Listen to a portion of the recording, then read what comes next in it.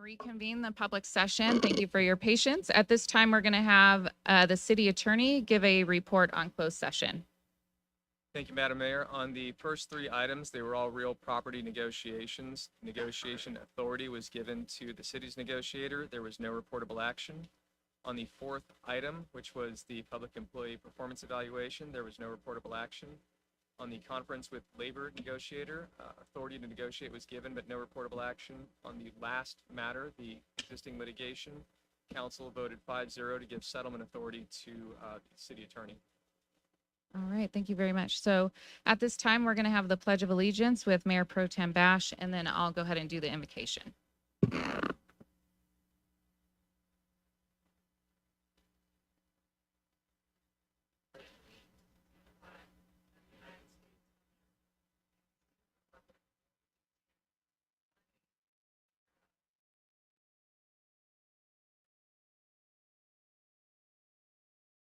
So if you'll remain standing for the invocation, please.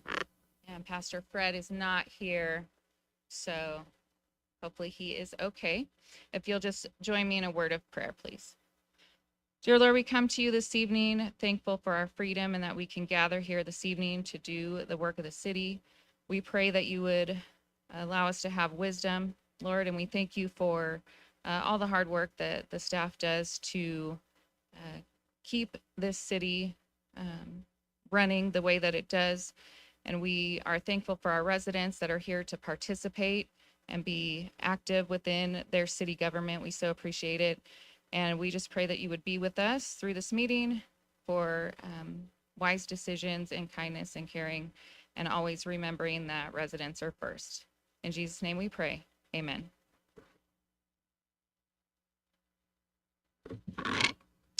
All right, at this time, we do have a presentation. We're going to have Fire Chief Otterman come up and do an introduction for us, please. Good evening, Mayor. Good evening, City Council. Here tonight to introduce our new battalion chief, Bryson Keener. Bryson comes with a huge background in his past, and he started in 2001, worked his way through all the way from firefighter to engineer to captain, and now he's made the rank of battalion chief, and we're just glad to have him here. He's a great hand. He's already been here 3 months, so sorry about the delay on that. So we're excited to have him. I'll let him come up and talk about himself. If you guys have any questions for him. Thank you. Mayor, City Council, thank you very much for the opportunity.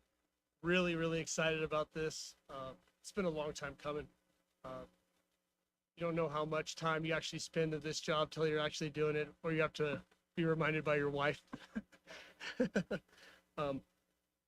been really great to learn from Chief Otterman and Chief Allen. I'm really excited about this opportunity and really love the city of Norco. Thank you very much.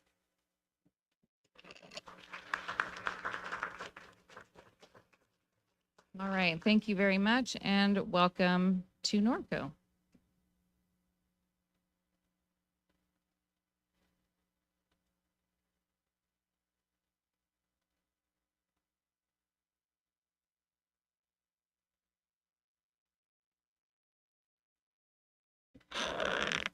All right, it is my pleasure this evening to do a recognition for our Norco citizens on patrol. Some fun facts about the citizens on patrol. They have been helping the Norco Sheriff's Department keep Norco safe for a long, long time, and a lot of the folks here have put in a ton of hours doing so. Norco Citizens on Patrol spent 103 days this past year on patrol for a total of 1,645 hours. And in our little 15 square mile city, they have driven 5,324 miles in the 3 patrol vehicles that they have. They have volunteered 2,575 hours of time.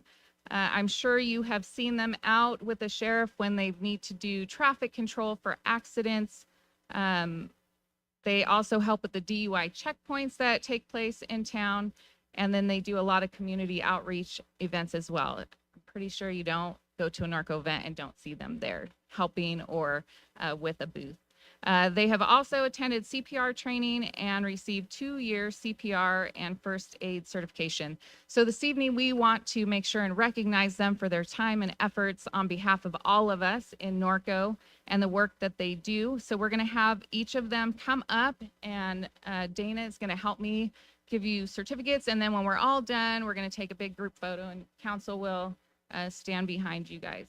So our board members, Trisha Burns, 28 years of service. When I call your name, go ahead and come up. And she's not here today. Okay. Jerry Chamberlain, 15 years of service.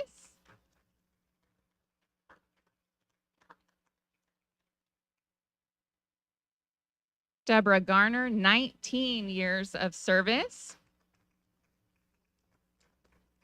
Jim Hosley, 20 years of service.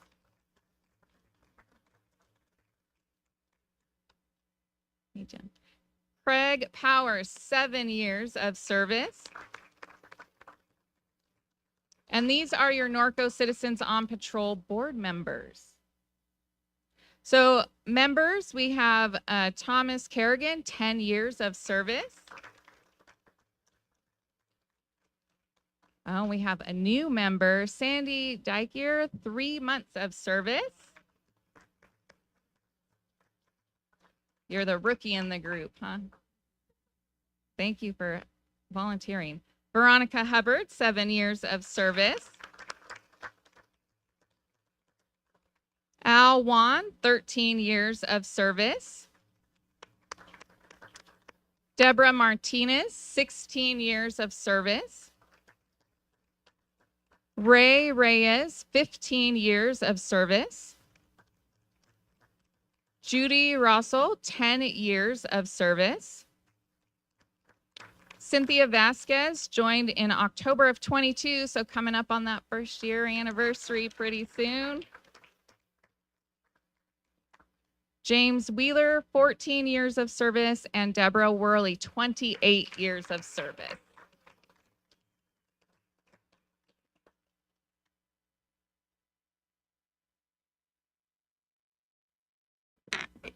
All right, so we are going to go ahead and take a picture real quick.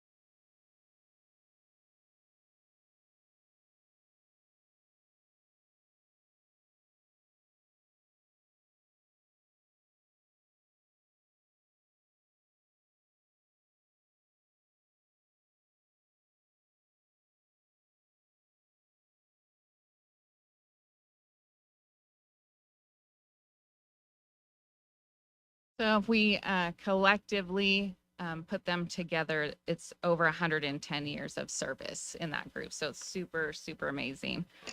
So at this time, we're going to have our general plan update with Alma. Yes, good evening, Mayor, members of the City Council. We have Jean Ward this evening that is going to be giving us a progress report on our general plan update. Thank you. Good evening, Mayor, members of the City Council. This one? All right. Nice to see everybody again. I am here for what is going to be the first in a series of regular updates to you over the next 2 years or so on our general plan update process. But first, I just wanted to do a quick refresher for members of the public tonight who are, just first hearing about a general plan. A general plan is really the city's, constitution or blueprint for physical development in the city.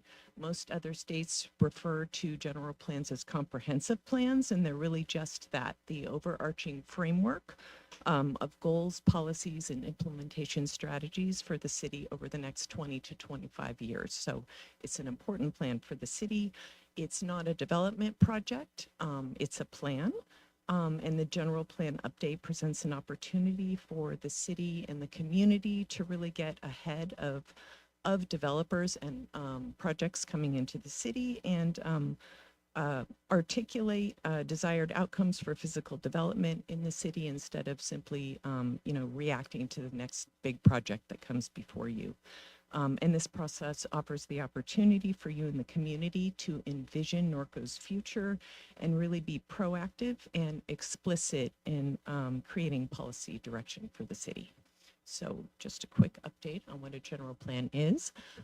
This is our planning process and schedule that we are going to be going through over the next couple of years.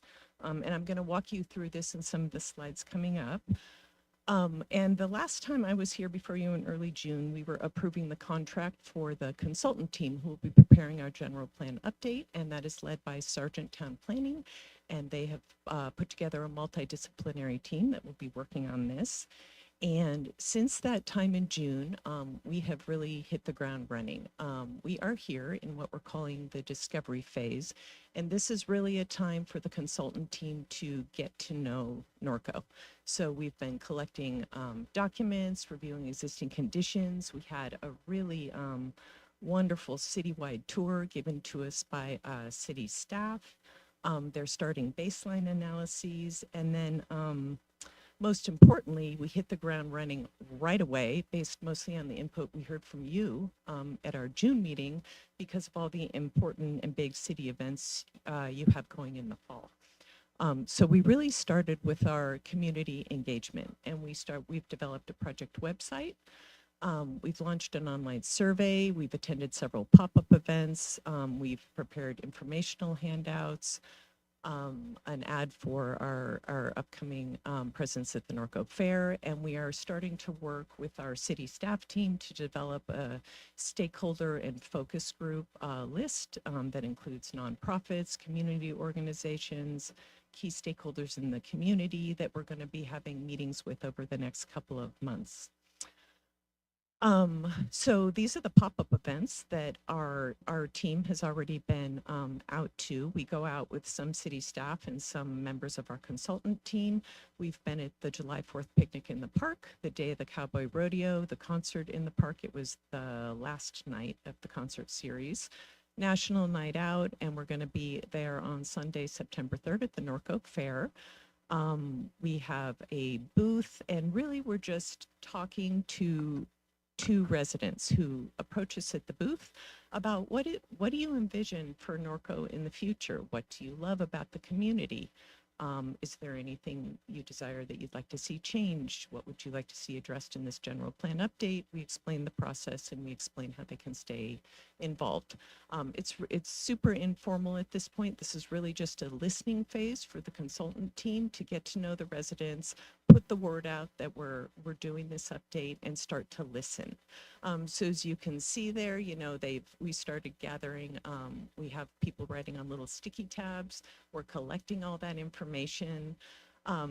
We're really early in the process, but just some of those early emerging themes are not surprising, especially the first one, an appreciation of horses, the agricultural lifestyle here, the rural lifestyle, a desire for trail and park enhancements, a wish for maybe some more dining and shopping options and more events and activities. And there's been some discussions of perhaps enhanced maintenance. Those are just some of the early emerging themes.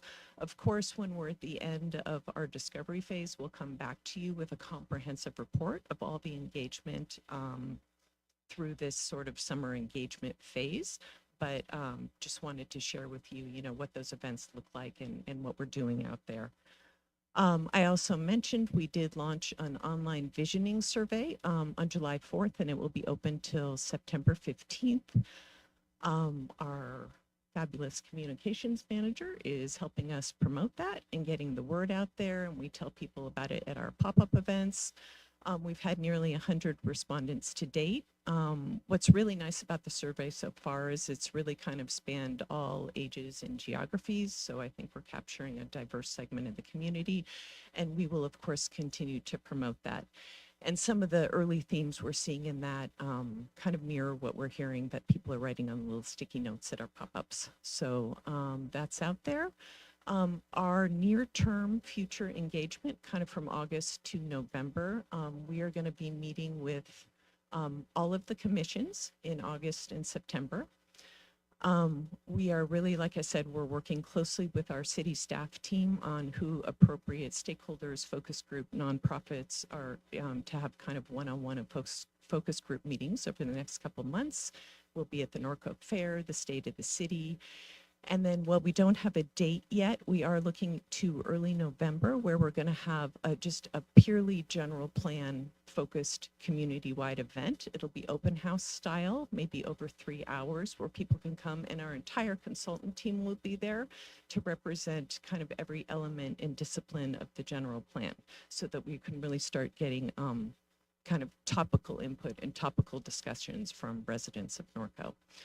And we also just wanted to let you know that we are aware you're also doing the Parks Master Plan update. So again, we're working closely with Kelly, Communications Manager, in sort of merging those engagement efforts so that we're not redundant when we're reaching out to the community. And really, these two plans need to be, you know, in alignment and speaking to each other anyway. So we want to make sure that we're sharing our engagement efforts. So we're going to be working with them to do that. So I just want to now get back to kind of the big term major phases of the general plan update process. So once we finish this kind of early discovery phase, we are going to be going into what we call the vision and strategy plan phase. And that's really where we're looking at land use and circulation alternatives. We'll be coming back to you with different scenarios for some of the key opportunity sites and corridors within the city. You know, what kind of remains the same and gets enhanced? What are some options for some areas where maybe we have large opportunities for something new based on what we're hearing from the community? And of course, we'll have study sessions with the Planning Commission and City Council at that point, and lots of engagement events, and that'll be a little bit more of kind of working sessions. Once we select a preferred land use plan, you know, which is kind of you know, the umbrella for the whole rest of the general plan. That's called the preferred alternative phase, and we'll make sure we confirm that with decision makers and with the community. So there'll be more engagement at that phase. Then in summer 2024 to about spring 2025, we're going to do a little bit less community engagement because that's when the consultant team will be out there writing the plan based on everything that we've learned. And then they're also going to need to be starting the general plan environmental impact report, which we need to do to meet CEQA. So we'll be working on that during that time. And then we will be coming back in summer of 2025 with a draft plan for the public to review. And again, we will have a whole series of engagement events, study sessions with you and the Planning Commission at that time, then make revisions accordingly, and then we are aiming for adoption in fall of 2025. And then this last slide is really just a call to action to you and members of the public of how to get involved. We'd love for everybody to take the online visioning survey. The website link is up there. It's on the city's website. It's a quick 10-minute easy online survey, which closes again on September 15th. And also just visit the website. Members of the public can sign up for the general plan email list and receive direct correspondence as a way to stay in touch, or just check back regularly. We will always have information about ways to stay engaged, events coming up. And then as the consultant team actually starts to prepare studies, documents, analyses, reports, and the draft plan, of course, they will always be available online for public review and comment. So that is the update. So I can answer any questions or take comments if we have them, but otherwise, thank you very much for your time. All right, thank you very much for the report. Berwin, do you have any questions on the update? Greg? Catherine? All right, you did such a good job. There are no questions. Thank you. Thank you very much, Susie. All right, we're going to go ahead and move into item number 1, City Council reports on regional boards. And we'll start with Mayor Pro Tem Bash. So I think the key, first off, I want to thank the fire department for coming out and helping out the Boy Scouts at lots of patriotic events. We had the flag retirement. We had the George Ingalls tile unveiling at the American Legion. We had the Nation of Patriots flag raising. It's a flag that goes around all 50 states. Staff, you guys were fantastic. Really, really appreciate it. And then one of my favorite events I go to, they just started to back up again, is the Settlement House Children's Clothing Buy. It's where they go to Kohl's and they get to buy $110 worth of clothing. And so that was a lot of fun. But last night, Councilman Newton and Lori, our city manager, met with 42 residents on the RTRP. And I thought that was a really, really good meeting. It was spur of the moment because we wanted those people to know what was happening. We've kind of decided to come out with what we're trying to do. Our coalition is kind of doing this right now. So we're going to do what we can to bolster up our elected officials. What we've been told is that it's not so much what the people think, it's what the elected officials think. So we are asking some of them we need stronger letters. We've received some letters that are good, but they need to be stronger and they need to be unequivocal. There can't be any, timeline things. There can't be any, well, if it cost anybody any money. What's happening is Edison behind the scenes is waging a very effective campaign. We still have supervisors who are saying, and senators who are saying, well, it's $1 billion. We threw that out a long time ago. And so, but I thought it was a really good meeting, and I was really proud of Councilman Newton. I was really proud of City Manager Sassoon. I was very proud to be with the two of them because they're informed, they're engaged, and I think people got a lot out of it. So that's all I have, Madam Mayor. Thank you. Thank you. Councilmember Alleman, Nothing to report at this time. Thank you. Councilmember Hannah, Councilmember Newton. Thank you, Mayor. Good evening. Well, we had the Board of Directors meeting for the Chino Basin Desalter Authority, and business as usual there. On August 10th, we had our barn subcommittee meeting, and I think this will be our last subcommittee meeting, and that's a good thing because that means we're almost done. But looking back on that, it's been well over a 2-year process that has involved the mayor, all of staff, Parks and Rec Department, and Parks and Rec Commission, citywide, and all city staff has been involved in this. So, Amanda, you and your team, all of staff, you've done a great job. I took one exception to our updates this week, and I was kidding with her when the barn is complete, well, almost 99%. And I said, I've heard this over my career. I'm completely done except for finishing. And we will be finished in time for the fair. RTRP, Councilmember Bash obviously commented on that. I need to make one correction to that note. We did have our subcommittee meeting, but for some reason, our working group meeting was canceled. We don't know why. But then to add to that was the neighborhood meeting we held last night that was very successful. That's all I have right now. Thank you, Robin. All right, thank you. And the only thing I have to report, barn subcommittee meeting, and the same day was Corona's State of the City at their old theater.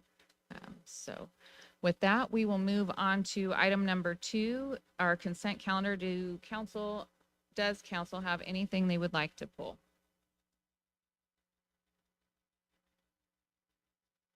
I'm gonna request to pull 2D, please. Any other items? D. D is in dog.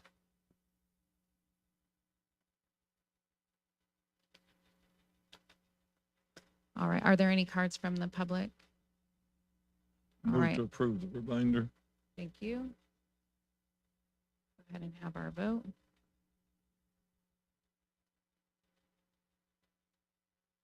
Please vote.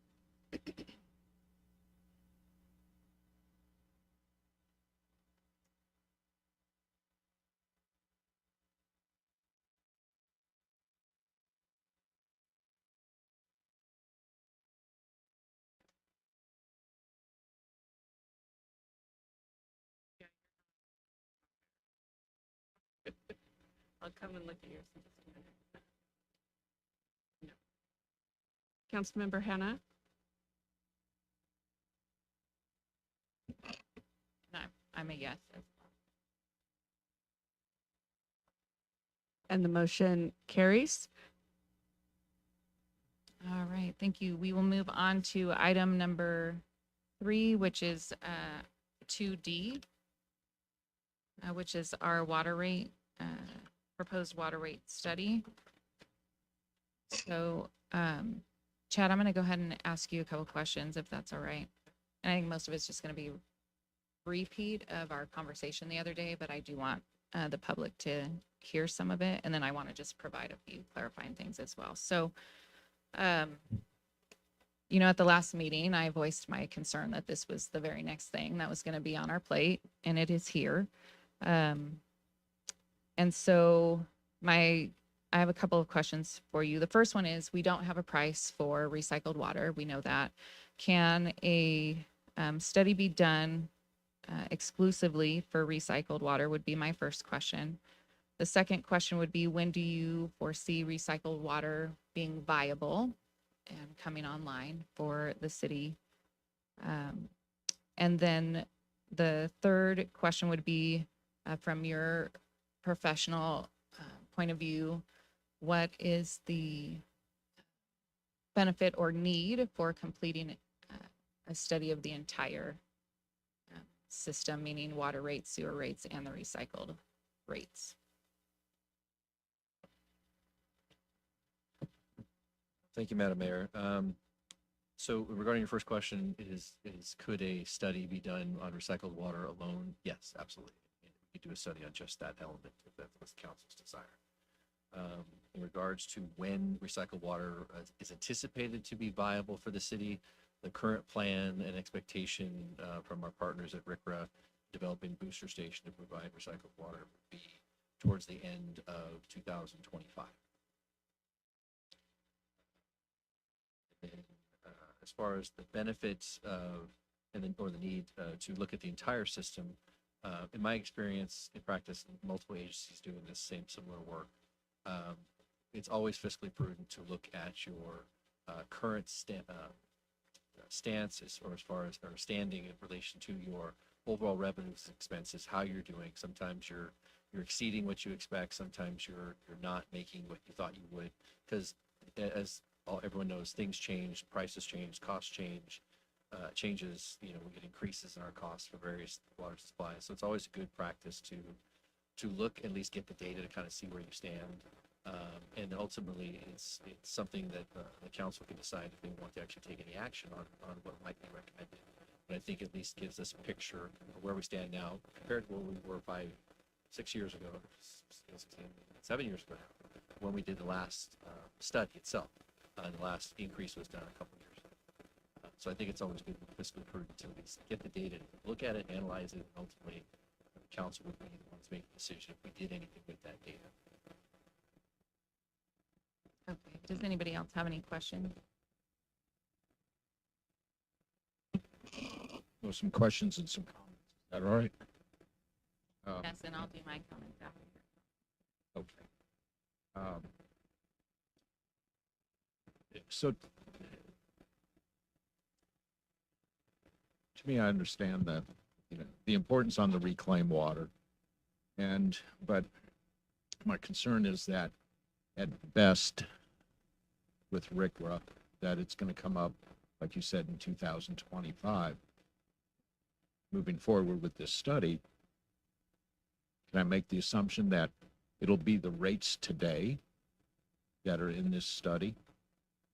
That when we get to 2025 on the recycled water, we'll have outdated information from this study. It'll be 2 years old already. Technically, yes, you're correct, but we would have the data itself, the spreadsheets that are used by that, we can manipulate the information in regards to, say, if we assume certain expenses were done and they actually turned out to be lower, we can lower those expenses and that, and it would tell us the adjusted, changes in that rate that would be accompanied with that change. So we'd still control the information. The heavy lifting would have been done by a consultant to develop our master spreadsheet that tells us the changes, now we can change in our costs so that we can see what has to go up or what has to go down. Or would it be more prudent just to pause this for a little while and then have the study done? Instead of staff having to go back and like manipulate the numbers and change this and change that. I guess it's like, what's the rush? Okay. For recycled water, I would probably say that's true. What's the rush? I mean, realistically, I want to see it done probably in 2024 and not try to push the envelope to get it done in 2025. Just because we want to be ahead of that game, and we'll have certainly better data in 2024, but we have pretty good information now to do the study to give a reasonable estimate of what we think it's going to be. But I think it's prudent to certainly do the look at the water and sewer infrastructure rates to find out where we stand as far as the revenue and expenses. Okay, so still staying on this cost and some of the questions that were asked in your reply that our most recent water line project costs were $310 per lineal foot or $1.6 million per mile for water line only. And these would be the cost or the rates that we would be seeing in this study today, right? Well, yeah, those would be my estimates for the capital projects that are Right. are going to be involved in the study. Yes. Okay. So we've just, I don't know how, I'll just say it. So we've discussed this, where we are today, like the Chino Basin Desalter Board offline, that basically we're all getting screwed by contractors right now. Okay. Prices are insane and they're going to keep accelerating upwards till this whole bubble crashes. Right.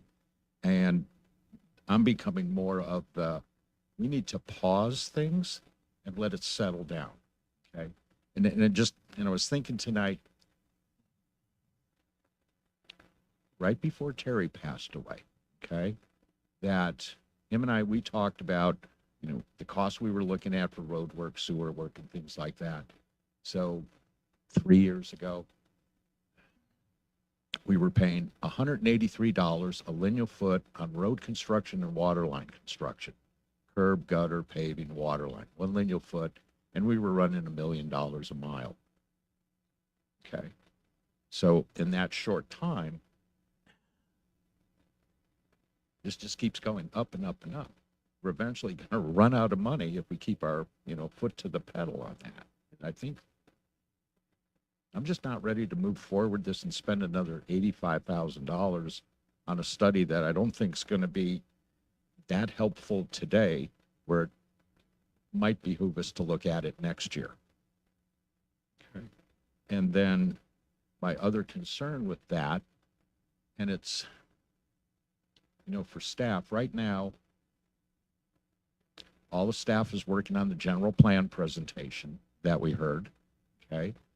And then we also have coming up, which will be this next year, real soon, is going to be our waste management contract, our new trash contract, and which we're going to start reviewing in the next few weeks.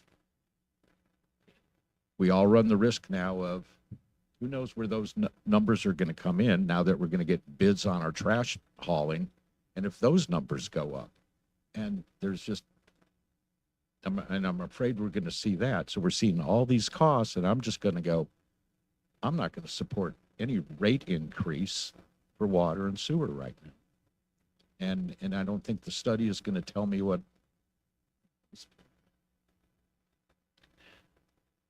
We know what the answers are. The study's going to tell us, hey, you need to raise rates. So I'll save us the $85,000, okay? They're not going to tell us the rates are too high and they all need to be reduced. So that's kind of the direction I'm leaning on this chat. I mean, you want to throw anything else at me about it, or? I mean, we've had talks. I'm just trying to pause things. For me, it's simply I'm just trying to help maintain and keep up the system, make sure we're keeping up, especially on our capital improvement. And that's really what we are looking at, is whether or not we're going to be doing capital improvement in the future. Because again, after this year, if we construct pretty much everything that we're looking to, we're not going to have money for CIP. And that's where I'm struggling to make sure that we have to meaningfully get work done and continue that work. Because the 5-year CIP that the council approved, Right. we were projecting and planning to try to achieve $6 million for a year. And again, that's only 4 water lines and those, our other projects, and that, which is not a lot in the scope of the system. But like I said, I totally understand your perspective, and I'm just trying to bring it to you to say that we're looking to keep managing our system. Take this as a compliment and some suggestive criticism, okay? I don't think there's any one of us that would say you're not doing enough work, okay? I'll be the one to say, at least for myself, you are doing too much work today, right? Because you've done a great job at 2 blocking the whole town. Nobody can drive anywhere, okay? Pause it, and you can move forward. Yeah, we'll run out of money if you keep that pedal all the way to the floor, okay? But you don't have to do all 6 at the same time. I'm fine with that. Just click them down every day, right? Thank you, Mayor. So just a couple of things that I just want to have on the record. So yes, the water rate study was done in 2016. It was a heavy lift for the council, an extremely heavy lift this last time, because it was about shifting where we were collecting our revenue from water to the meters and the infrastructure, right? So it was a tremendous lift for council at that time. I think the other thing that needs to be noted is that that study that was done, the full implementation of that water rate study didn't happen until 2021, right? Where we saw our last increase on our water rates. The other thing that I wanted to bring up about the study was that there was a proposal for sewer rates to be increased during that study as well. Again, minimal, but with the rate study, the current rate was $51, and then it was no change in 16-17, no change in 17-18.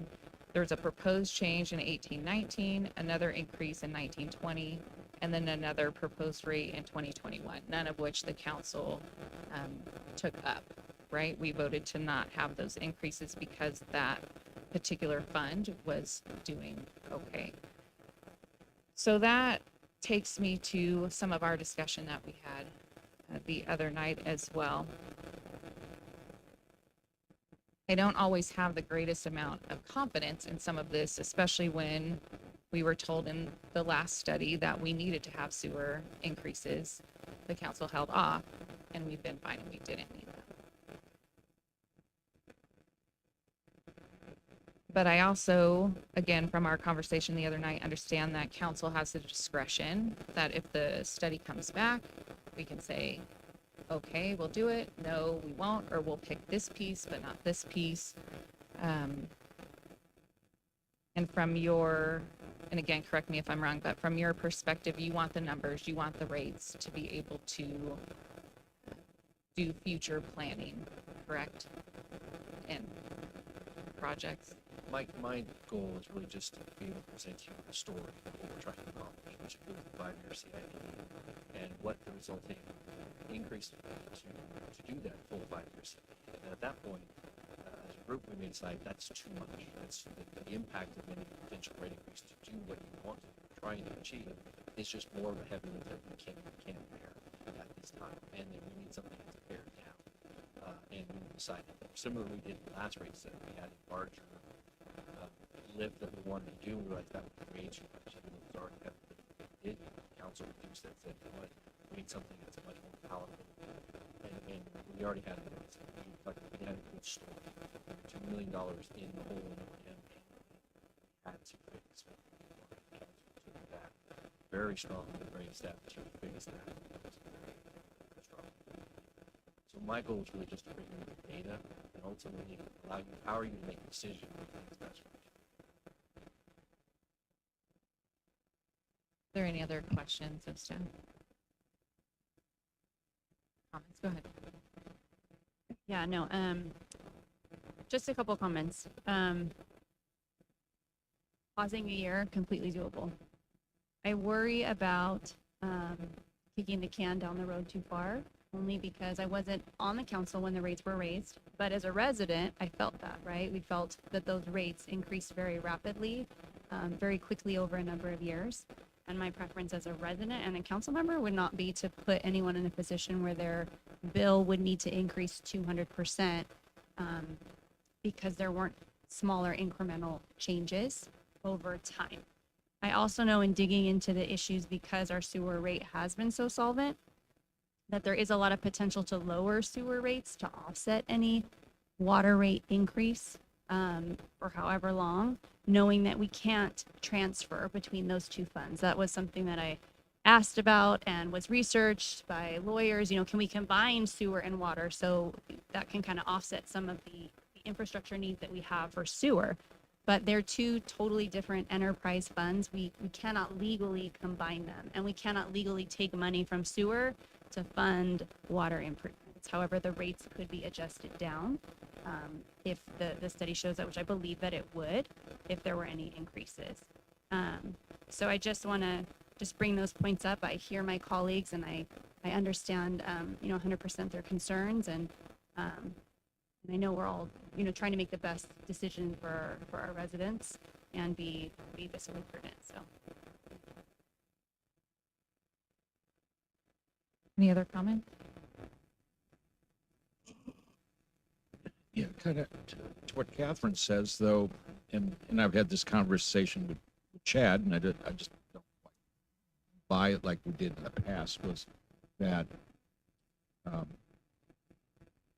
let me say this. So on this note, our water working capital is $6.8 million today, and our sewer working capital is $8.2 million today. Today it's healthy. That what we did last time was we left sewer alone and we raised water just a little bit. But to say like, okay, here's what we're going to do. I'm going to reduce your sewer bill by $1 a month, but I'm going to add your water, but I'm going to add that dollar back to your water bill. And that's still the same, and I think everybody should be smart enough to figure that out. I don't know. For me, it's, I think we just need to pause this. We need to look at what we talked about earlier, where we are budget-wise overall, and see what position we are maybe, beginning of the year after our mid-year. But today, I'm not going to spend or support spending $85,000 for information I don't think is going to be helpful in the near future.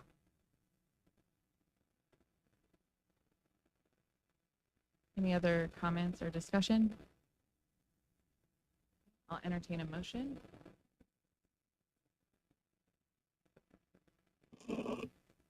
I'll make a motion to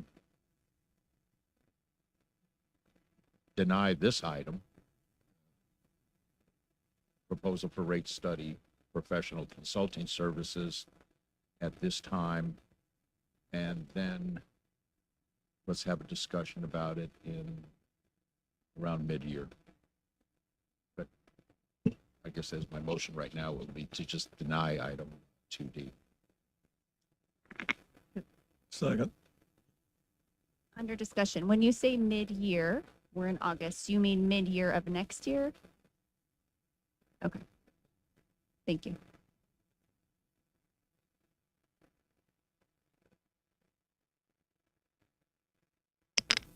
I have motion to deny this item at this time and discuss at mid-year.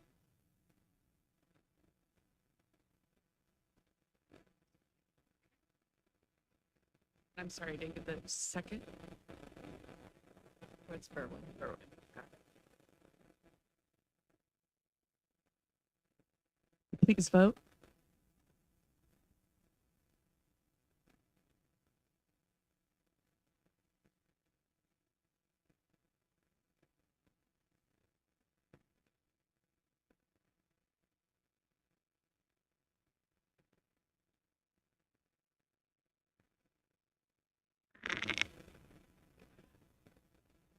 Councilmember Hannah, I vote yes on the motion. IT will be up shortly to, okay.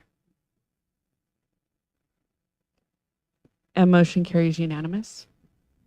All right, thank you. Item number 4 are public comments. So I'll call upon the city clerk for that.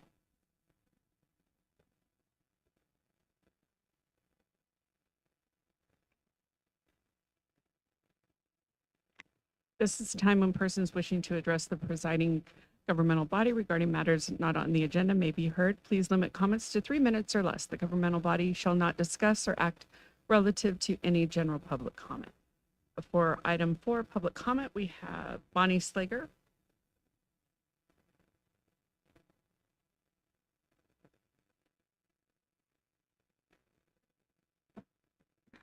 Good evening, everybody. I first of all want to remind you fair time is coming up in a couple of weeks. I happen to have fair buttons with me on sale. They are $15 a piece before the event, $20 at the event, so get your fair buttons now. The second thing I wanted to bring up is now that the weather's really warm, people are riding after dark. And again, you seem to have a dark colored horse and well, all dark colored clothes when you ride after dark. And we only see the dust cloud.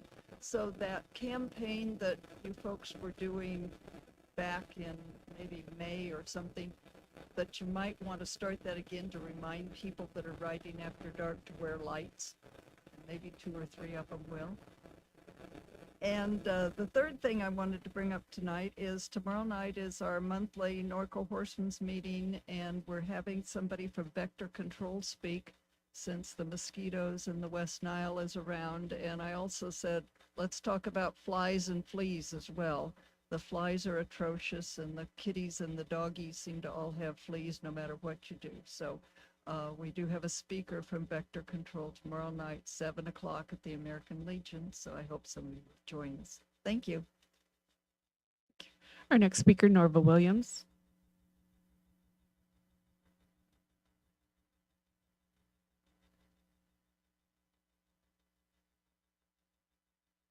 Good evening. I just want to thank 4 out of the 5 of you that attend 99% of our community events. Makes me feel well represented.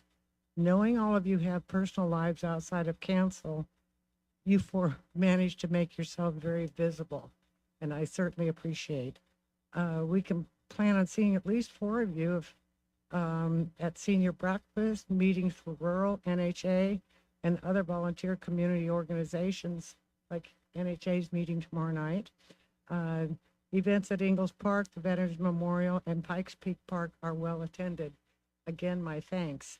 And I want to do a shout out to our poor friend here that's getting beat up over the streets. The streets have to be torn up to get the work done, but where they have gotten a lot of it done, it's wonderful. It is amazing. If we could just get our residents to take a deep breath and let it get finished. But I feel really bad for him. I know he's getting beat up. Thank you. We have no further comment, Mayor. All right, thank you. Moving on to number 5, discussion and action items. We're going to start with 5A, which is the consideration of Measure Our Citizens Oversight Committee. And this is going to be our finance director.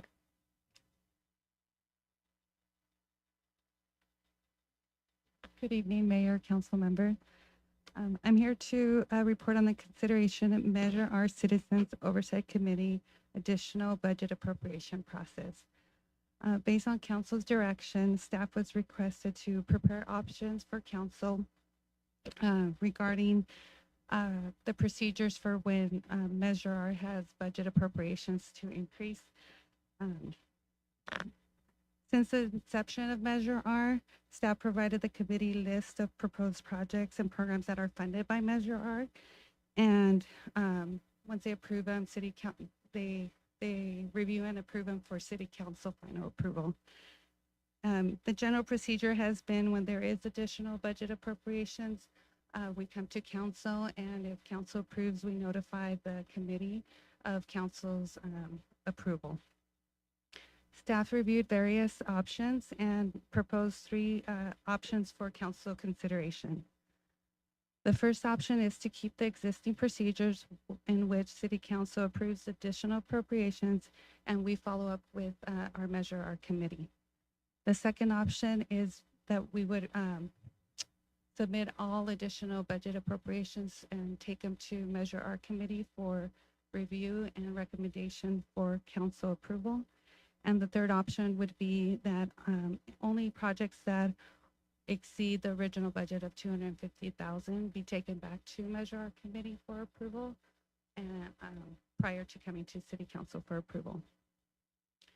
So the committee is critically important when it reviews all the projects on how the Measure R program is run. And in the months after a project is recommended, usually sometimes the budget that was estimated is not feasible, depending, there's different things that could happen, such as increase in cost or construction delays that play a role. So when those things happen, usually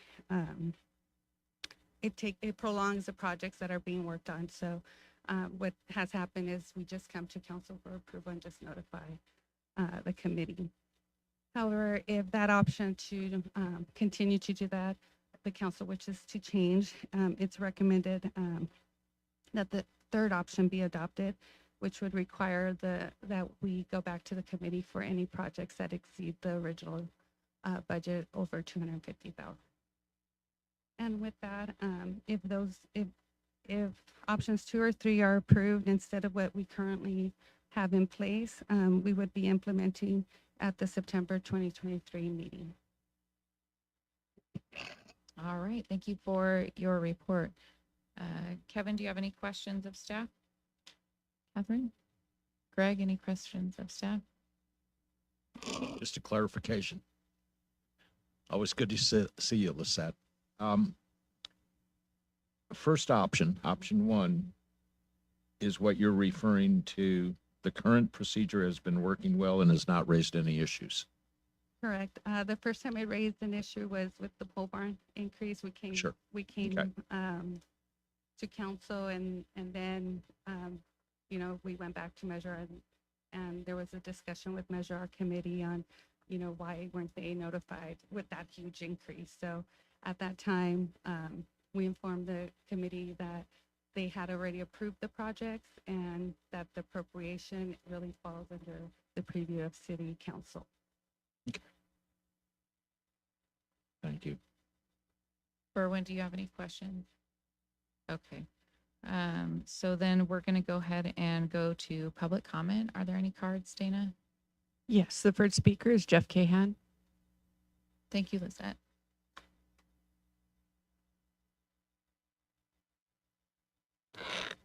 Good evening, Mayor, Council. Like Councilman Newton, I have a clarification. So for option 3, if the budget exceeds by more than 250,000, so even if it's only a $50,000 project, it would have to exceed that by 5 times the original amount before the option would kick in? Is that?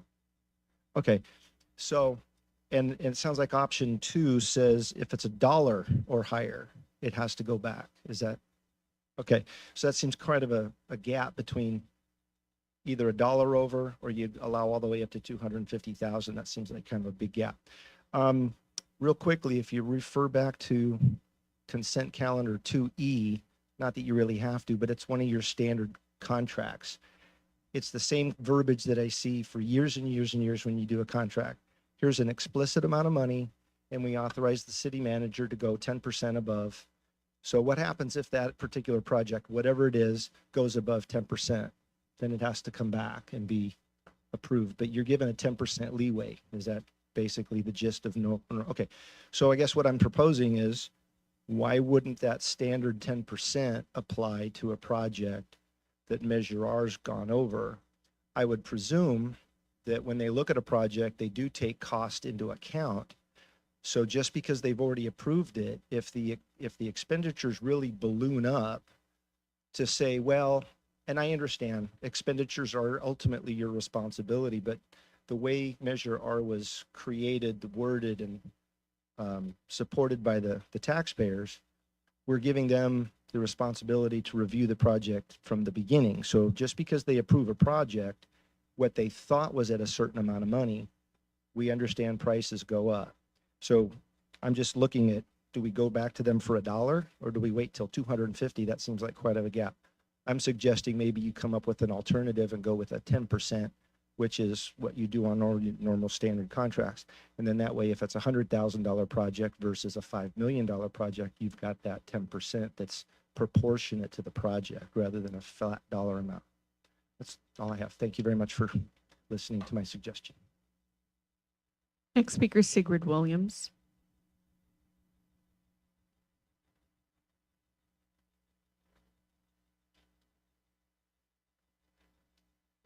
Good evening, Mayor Grunmeyer and council members.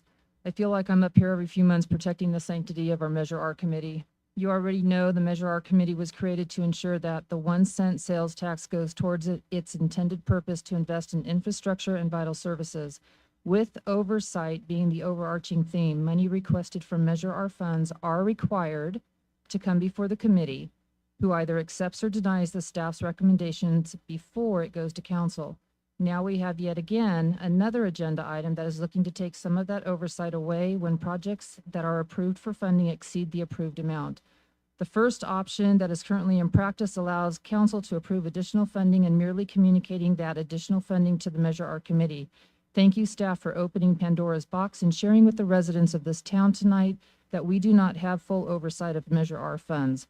This is not sound practice, and it goes against the spirit of why the Measure R committee was put in place, an oversight committee for Measure R funds.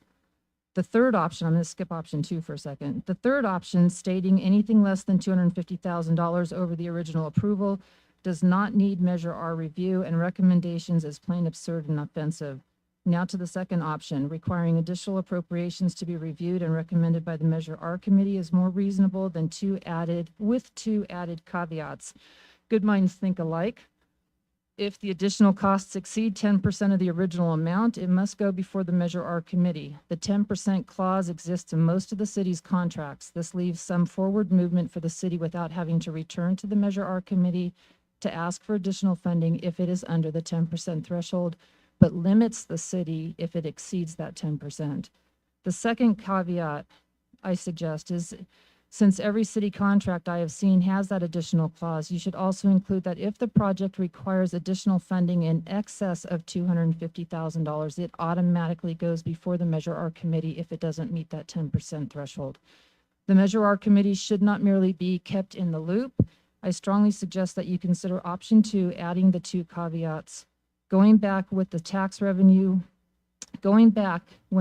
revenue was placed on the ballot, outlined in the County of Riverside's voter registration packet, it said, the Oversight Committee's primary goal and objective is to provide for independent review of revenues generated by Measure R and expenditures made thereto.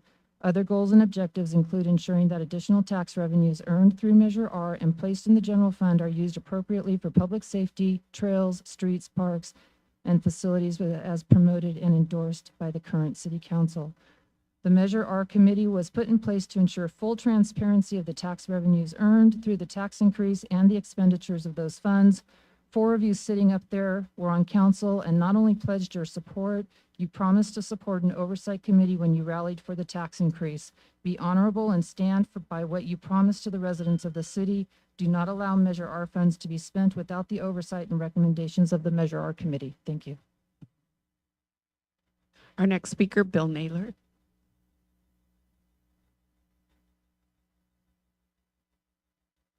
Evening, council. You'd almost think that we were putting this together ahead of time, but we haven't talked at all on these with the other items, and I pretty much agree with most of what they've had to say. Couple of things you probably don't know. I've attended almost all of the Measure R meetings, and I've attended almost all of the council meetings in the last 10 years that I've been in town. And I agree that I like the way contracts are written, because when I used to work for government, we did just like you guys do. You put about a 10% contingency in there just in case it goes over. There's some little unforeseen things rather than having to tie up council time for it. I like that idea. But the other thing that you don't always realize is when staff goes to the Measure R committee, they're going with a recommendation of an approximate fee. They don't have a contract most of the time in hand, say this is what it's going to cost. So like when they went for the barn, they said, well, it's going to be $1 million or $1.2 million or something like that. And it just kept ballooning and ballooning and ballooning, even though I questioned it way back then. I think you do need to go to Measure R, and with their proposal, they know what kind of roughly the area they want to budget for, and it'll probably, hopefully less than what the contract's going to be, but they're ballparking it. Let's go with a 10% contingency on top of their proposal, and then that gives you guys enough room to issue the contract, and they still have a 10% flexion there. And if there is a problem, you still got a little bit of extra play to work with. 10% is a reasonable amount. Thank you. I have no further comments on this item, Mayor. All right, thank you. We're going to go ahead and bring it back to council for discussion and action. Berwin, any comments? Not at this time. Greg, any comment? Well, I agree with part of what speakers brought up, that typically on any of these contracts, a 10% contingency is authorized to the city manager on that. On certain projects, since you brought up the barn, when the magnitude of the project changes and you're getting into the larger numbers, just to say 10%, if it's, gone up, where it's for $1 million change, 10% of that's $400,000. That makes me think I think what we kind of ran into was option number 2. Should go back to Measure R committee. But with that, I think as we get into this next year and we kind of refine what we want to do with Measure R and looking to next year's projections of cost, I don't know if this is maybe the right time to make this optional change, but I'd like to hear what my colleagues have to say. Right now, I'm leaning towards option number 2. Catherine? Sure. Well, one of the reasons that I was glad this was coming up is because we've had conversations up here and it's like, well, should it go back? Should it not go back? And I think that having clarity on whatever that process is so that it's applied evenly across all projects makes sense. I would say I agree with Greg. There's going to be a lot of work done in terms of working with Measure R. And I would also say, I appreciate the ballot measure language being brought up. I don't have it in front of me. But the oversight committee is looking to make sure that all of the funds spent are spent on what is approved through the ballot measure. I don't necessarily hear that it's down to the penny, but are these projects in line with what Measure R is supposed to be spent on, and are the funds audited? Have they all been used? That they're not going other places that they're not supposed to be. So if we're going to send things back, I'm in favor of a clear policy, whatever that looks like. Kevin? Well, up until a couple days ago, I thought there was a 10% contingency. So I don't know why I just assumed that. What I like about the Measure R committee is it slows government. I like a deliberate government. I don't like executive orders. I don't like things like that. I like things to move slow. One of my concerns in the recent kerfuffle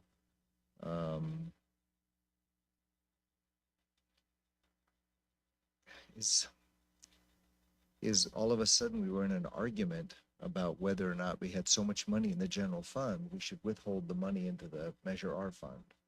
That really bothered me because it was so hard to put all of this together. There's this big picture. I like the 10% because I thought it was there, but I don't know. I think what really needs to happen is we need to revisit and discuss Measure R, because a lot of us remember different things, and so maybe we just need to sit down. And again, I like to deliberate, and so I heard Greg say this, that maybe now's not the time to do this. I know there's been a suggestion floated out there that maybe we have some meetings, we meet with Measure R, maybe we really discuss it and make sure we're all on the same page. I mean, after all, it's passed a long time. Because the other thing that concerns me was the threat they'd put it back on the ballot, get rid of it. That would be, forgive me for the technical language, that would be so friggin' stupid, I can't even tell you, because the whole law is changing. You would have to go back every 2 years and redo it, and you have to get a percentage. We have been grandfathered in. So I'd rather have a great discussion, not worry about that threat, and just figure out exactly where everybody's coming from, and do it without anything on the table. One of the pressures, of course, we have, the reason I like the 10%, but maybe now's not the time to discuss that, is, as Greg pointed out in one of our previous conversations, everything is going through the roof. So the reality is, while I like to deliberate, there's still the element that if you use Measure R funds, you could walk into something where you have to keep going back and going back. But I like the idea of having a discussion where there's nothing on the table. I would kind of like to, maybe with the Measure R committee, with the public, let's talk about it. But again, I go back to, when you have this oversight committee, you're slowing things down. And, you know, as an old teacher of government, it's supposed to go slow to protect us from making bad and foolhardy decisions, which is, we're seeing classic examples of it all around us. That's all I have, Madam Mayor. Thank you. My comments on this would be, I think having a clear policy is always beneficial so that everybody knows. And I would speak to the fact that this is on the agenda because of issues that we've had, and our council is very cognizant of the residents and their feelings on Measure R and this tax money. And so having this discussion and making sure we're all on the same page and wanting to do the same work and protect the work of the Measure R committee and protect those tax dollars is certainly important to us. And if I'm not mistaken, we had at least two things in a row that had come up where we had debated up here. Does it need to go back to Measure R? Does it not? And so providing this clarity is going to be important to that. And I also think it's important to understand, when we look at our commissions, when we look at our committees, I see those as an extension of this council. So we're 5 people sitting up here that can inform the public, share information, provide input and answers to the general resident. Those commissions and committees are the same thing. You're an extension of this council with accurate information to share with the general public and provide those insights to our residents that can't make it to the meetings, or for whatever reason maybe don't understand some of the things that are going on. And so making sure that we're all on the same page and communicating the same message is important. to me. And so that speaks to, you know, some of the things that Kevin has brought up as well. You know, and again, at the end of the day, this council is intent on meeting our obligations, and the intent of Measure R. So we're not trying to hide anything. There's no hidden agenda up here at all. It's about providing transparency and clarity for what we have going on. So I just wanted to make sure that that was clear. As far as the options that were presented by staff, I also lean towards option 2, but having some bumpers on it, so to speak, a 10% cap. But if that 10% is over, you know, $200,000, it has to go back or something like that. So, and again, I'm flexible with what those bumpers would be. But I am leaning more towards option 2 with some bumpers. Mayor, I've only been back up here a few months, and I think we've only had 2 items come back that there wasn't enough money and they need to go back to Measure R. And I don't remember what those are, but I don't know how they could sit down and approve an amount of money with the way the prices change all the time on material. That's not just concrete, that's wood and steel and everything else. I don't think labor shades that much on it. But I think that we do need to lean towards maybe when they go in and approve something like that, it does need to have a contingency on there, like the other contracts that we give out in the cities. But I also think that option number two is the best way to go right now until we have another discussion on it sometime on the whole committee.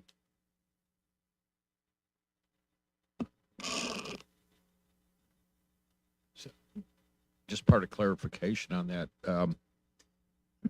Also with prevailing wage, materials are going up during the cost of the job. But also labor, because with prevailing wage, if that increases during the course of that job, you're on the hook for that. So just to make clear, let's just, we have $1 million project that's presented. Measure R approves the $1 million plus city manager has the authority to go 10% over that. So we're at $1.1 million. That's why I don't want to do another 10% or another $250,000 or whatever. That the first 10% is already built in. That's why I would just support measure option number 2. That we've taken into consideration the 10% contingency. Lizette, did you want to provide clarification? Yes, there is a difference between city council approval on a project, and the difference between a contract approval. So the project itself, staff can exceed. So if it's 500,000, we might have 3 different contractors. We have an engineer, we have a construction, that all makes up the 500,000. If between the 3 of them, it goes over the 500,000, they have to come back to council for that $1. So the 10% contingency is only on the contracts. Does that make sense? Yes. Yeah, so it's not on the appropriation, Right, it's on the right, contract. Right. Yeah, so. Which is option number 1. Correct. Right. So yeah, so any project, that you guys approve, it's of 100,000. If it goes over that 10%, they have 2 or 3 contracts and it exceeds with that 10% over that amount, we come back to council for approval. So not through course of construction. Right. We have a street project, right? So the project Chad itself asks for is an your max. allocation of $1 million. That's it. For That's that all he project. gets for however many contracts he gets. And the bids come in at 2, 4, 6, and 8, right?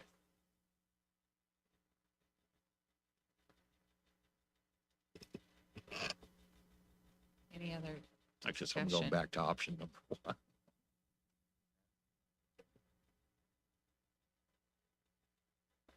Motion to take option number one.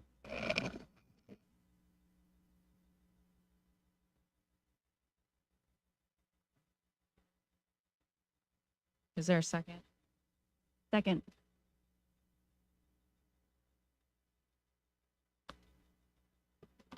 Just to make sure, this is only for allocation. This is not during course of construction. Correct. Thank you. Okay, I have a motion and a second. Please vote.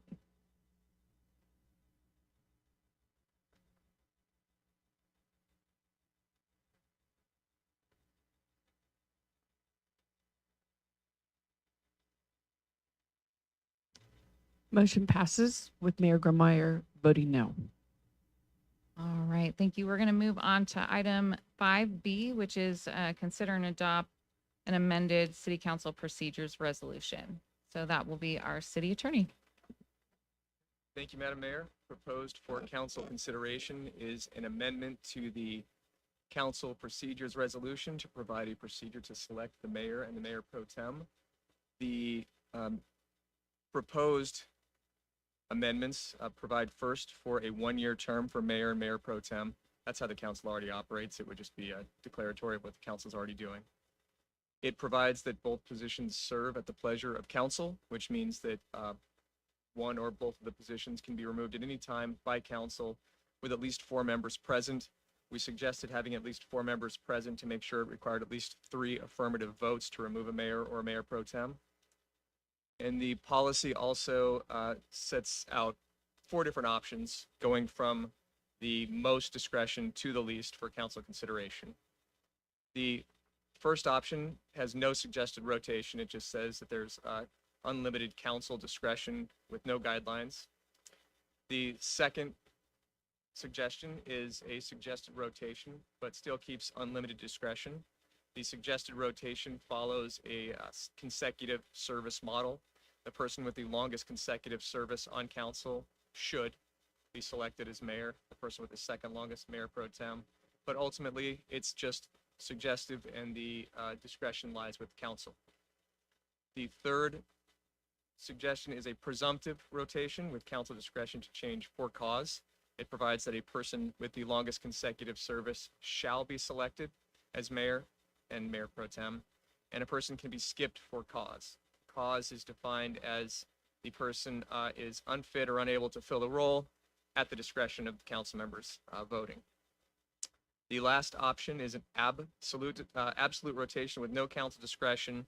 It provides for an automatic, the person with the longest serving council service shall be the mayor, next longest shall be mayor pro tem, without any discretion to vary from the rotation. The issue of what option to choose is completely at council's discretion. All 4 of these are suggestions. Council can choose a different option or no option.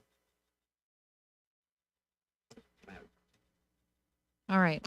Are there any questions of staff? Kevin, any questions? What does that mean, longest service?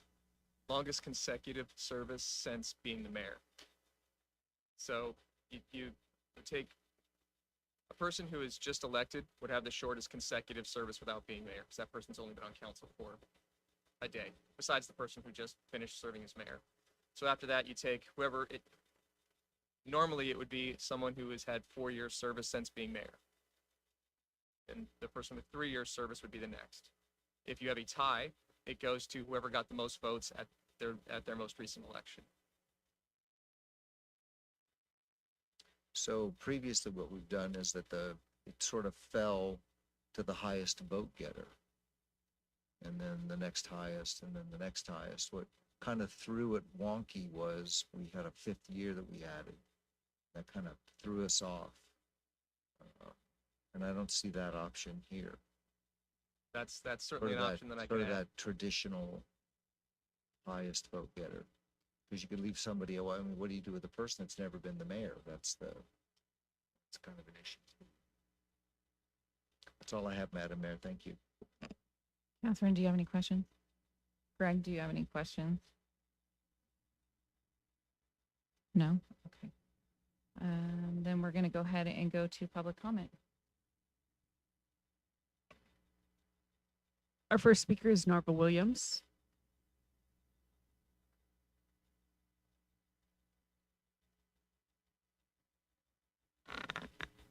I would like it to definitely not change, stay the way it's been historically. I've lived here for 36 years and it's worked. I trust our council to select our leaders. You folks are involved in all the inner workings of our council. Your interactions with each other gives you the ability to recognize who would best represent our unique little town. The electorate has no idea at voting time who would make a good mayor or mayor pro tem. Voting is strictly for council persons. Again, the majority of you working as a council would know best who could represent us in our city interactions. Thank you. Our next speaker is Tammy Frederick.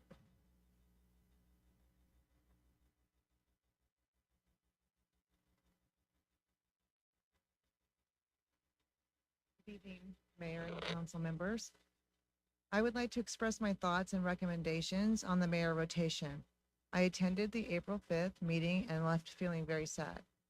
Passing over a council member in the rotation was unfair. Passing a policy to address this would help the city of Norco from having to go through this again and also provide for a fair selection process. Other surrounding cities rotate the mayor position fairly, which provides for a transparent process. I appreciate the thoughtful planning in coming up with 4 options to achieve a fair process. However, I believe and recommend that the third option, presumptive rotation with council discretion to change for cause, is the best fit and most fair. It provides for exceptions should a council member be deemed unfit with cause. Your residents deserve a fair process in the mayor rotation.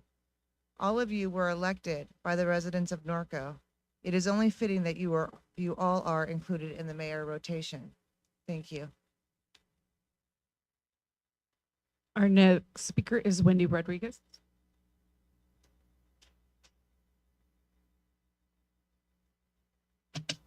Council, this city has been maintained for many years with a foundation of values, integrity, and structure. It makes no common sense to alter its method of choosing mayor and mayor pro tem. This nation has had its values and principles gradually changed with little changes that seem harmless. But these changes have altered the integrity of it. Norco is a strong city as it is. Don't change it. I yield back. Our next speaker is Jeff Cahan.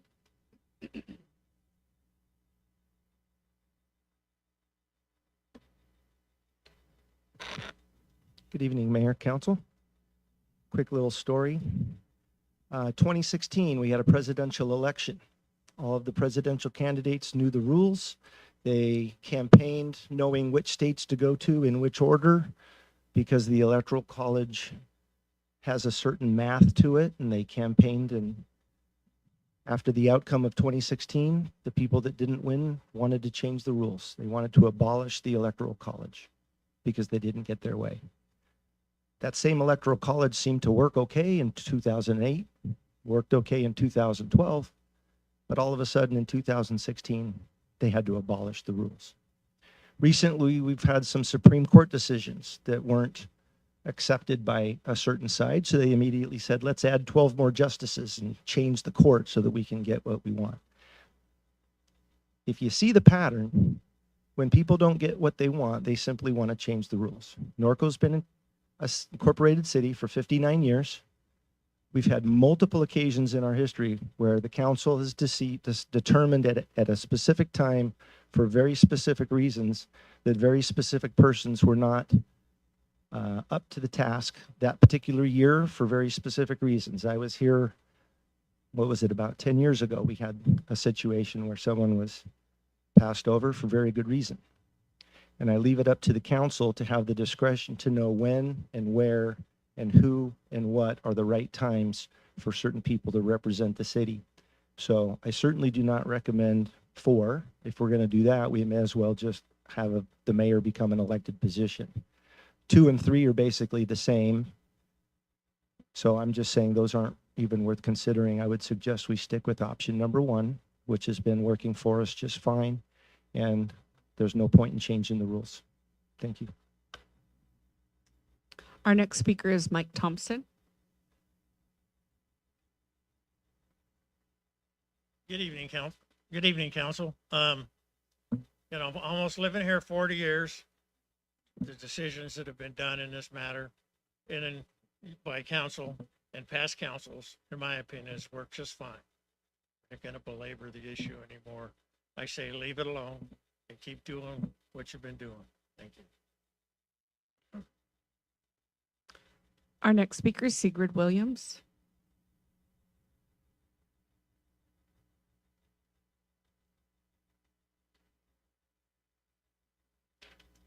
Good evening again. It is customary for city councils to choose among themselves who will have the title of mayor or mayor pro tem, and this is the norm throughout the state, especially among small cities. Decades of precedence is there and supports this. Please consider the following as you make your decision. In today's society, councils need some guidelines to make the city run more efficient, effective, and fair. No rotation, unlimited discretion, as presented in option 1, is not good for a participatory government. However, Norco has a yearly rotation for mayor and mayor pro tem, openly conducted at a meeting. So we do have a few guidelines there, so that's not as bad. The second option suggests the position should be selected based on seniority, and reading between the lines, it does have limitations, specific language without having served as mayor to determine who should be chosen as mayor. And while it says the ultimate discretion still lies with the council, term limits are non-discretionary. I also absolutely disagree, as stated in the proposal, that if there is equal seniority, the person with the greater number of votes in an election should be awarded the position. This is an appointed position, and expertise and knowledge must be considered. This is contrary to option 2, unlimited discretion. The third option sends up a slew of red flags. Here it mentions change for cause. While I appreciate the definition staff included in the proposal, this is a term or a legal term. Cause is an action for a legitimate, specific reason with justification. The root word cause comes from the Latin word causa, which means a motive or a cause, the reason behind something. We do not need to go to extreme lengths to force our council to openly share their thoughts and why they make decisions. Part of democracy is trusting our representatives to do what's right. Also, removing discretion is absurd. Everyone has the right to some autonomy. The use of extreme words, absolute and non-discretion, are ludicrous and irrational, as indicated in the fourth option. It also mentions highest vote getter. Again, I absolutely disagree that a person with the greatest number of votes in an election year should be awarded anything other than a seat at the podium. You are all equal. Some will always feel unfairly treated and disenfranchised if not selected, but once elected or appointed in a democracy, we have to trust to appoint our representatives to make sound decisions. And if we disagree with them, we vote differently or support other candidates at the next election. On the same note, by choosing either option with highest vote getters, you disenfranchise those elected during a general midterm election. Statistically speaking, here in Riverside County, the voter turnout decreases anywhere from 10 to 30% between the presidential election year and the mid-year general election, as I've indicated in my written letter to you all. Please consider an alternative I emailed you 2 weeks ago. Continue the policy which requires a yearly rotation with open or self-nominations by council members during a regularly scheduled council meeting and selected by a majority vote of the city council. Adding a little bit more to option 1, if warranted, allow for more rotation, including that no council member may serve more than 2 consecutive terms as mayor or mayor pro tem in any 4-year period. This is clean and gives everyone an opportunity to hold these 2 positions while serving multiple terms on council. Thank you. And our last speaker card is Bunny Slager.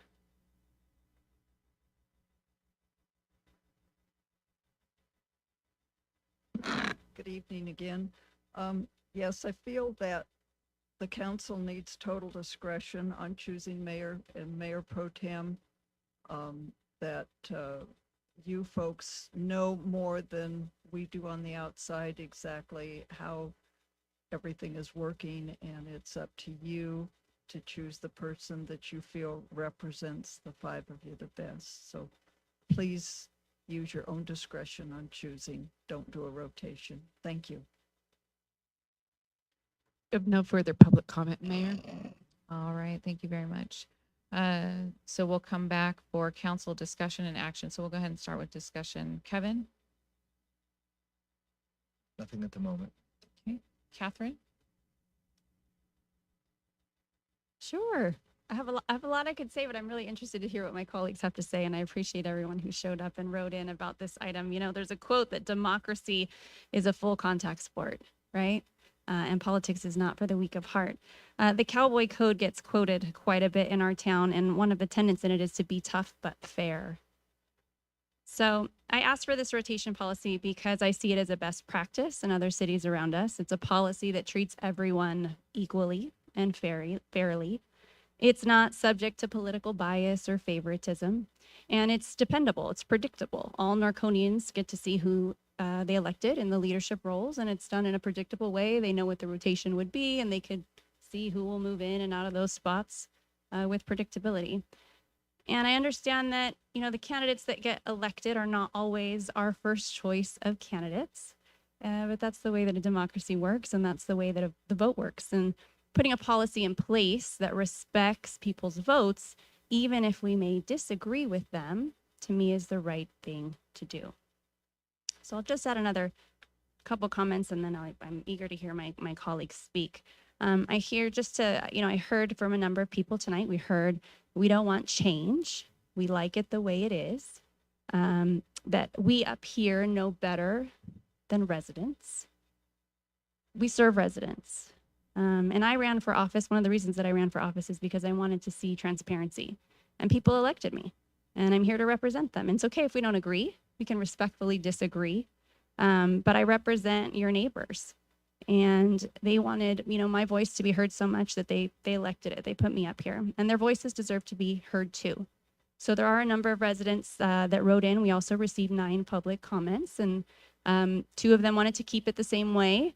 6 did not, and 1, it sounded like they wanted to keep it the same way, but then they said they preferred option 3.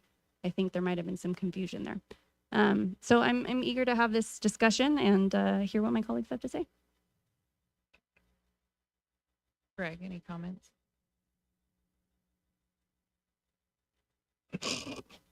Just right now, just very briefly, and I made a few notes, and I appreciate all the comments that were made tonight and the emails received. We were all elected to be council members.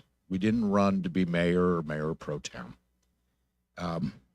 We're all expected to show up and support the community, regardless of having the ceremonial title of mayor or mayor pro tem. Being nominated by your colleagues is to serve as mayor it's an honor and should be a selfless opportunity. I would just hope that any other council member today or in the future chooses to volunteer, attend local club events, community events, but most importantly, support your colleagues and promote city initiatives. That's all I have at this time. Mayor, thank you. Berwin? Thank you, Mayor. Yeah, I've been here 37 years, and I've watched a lot of council meetings. I've been coming here for, I don't know, 5 or 6 years before I got on the council. But I like the way it's been going. I like the way that we've done it. And I know that in the past, a few people were passed over, and I didn't really know why back then, but I know since I've been on here back early, I don't know, 14 or before that, the council I sat on passed over a person, and the reason being that we didn't feel that he represented the city in the best of the city's best interest. Been too much controversy with the way he operated, and everything probably still does. But I don't see any reason in changing it. That I think that Greg hit the nail on the head about representing the city at events and everything, and myself, I think I'd vote to leave it just like it is, and thank everybody that sent in the emails and came up and spoke here at the podium just now. Thank you. Thank you.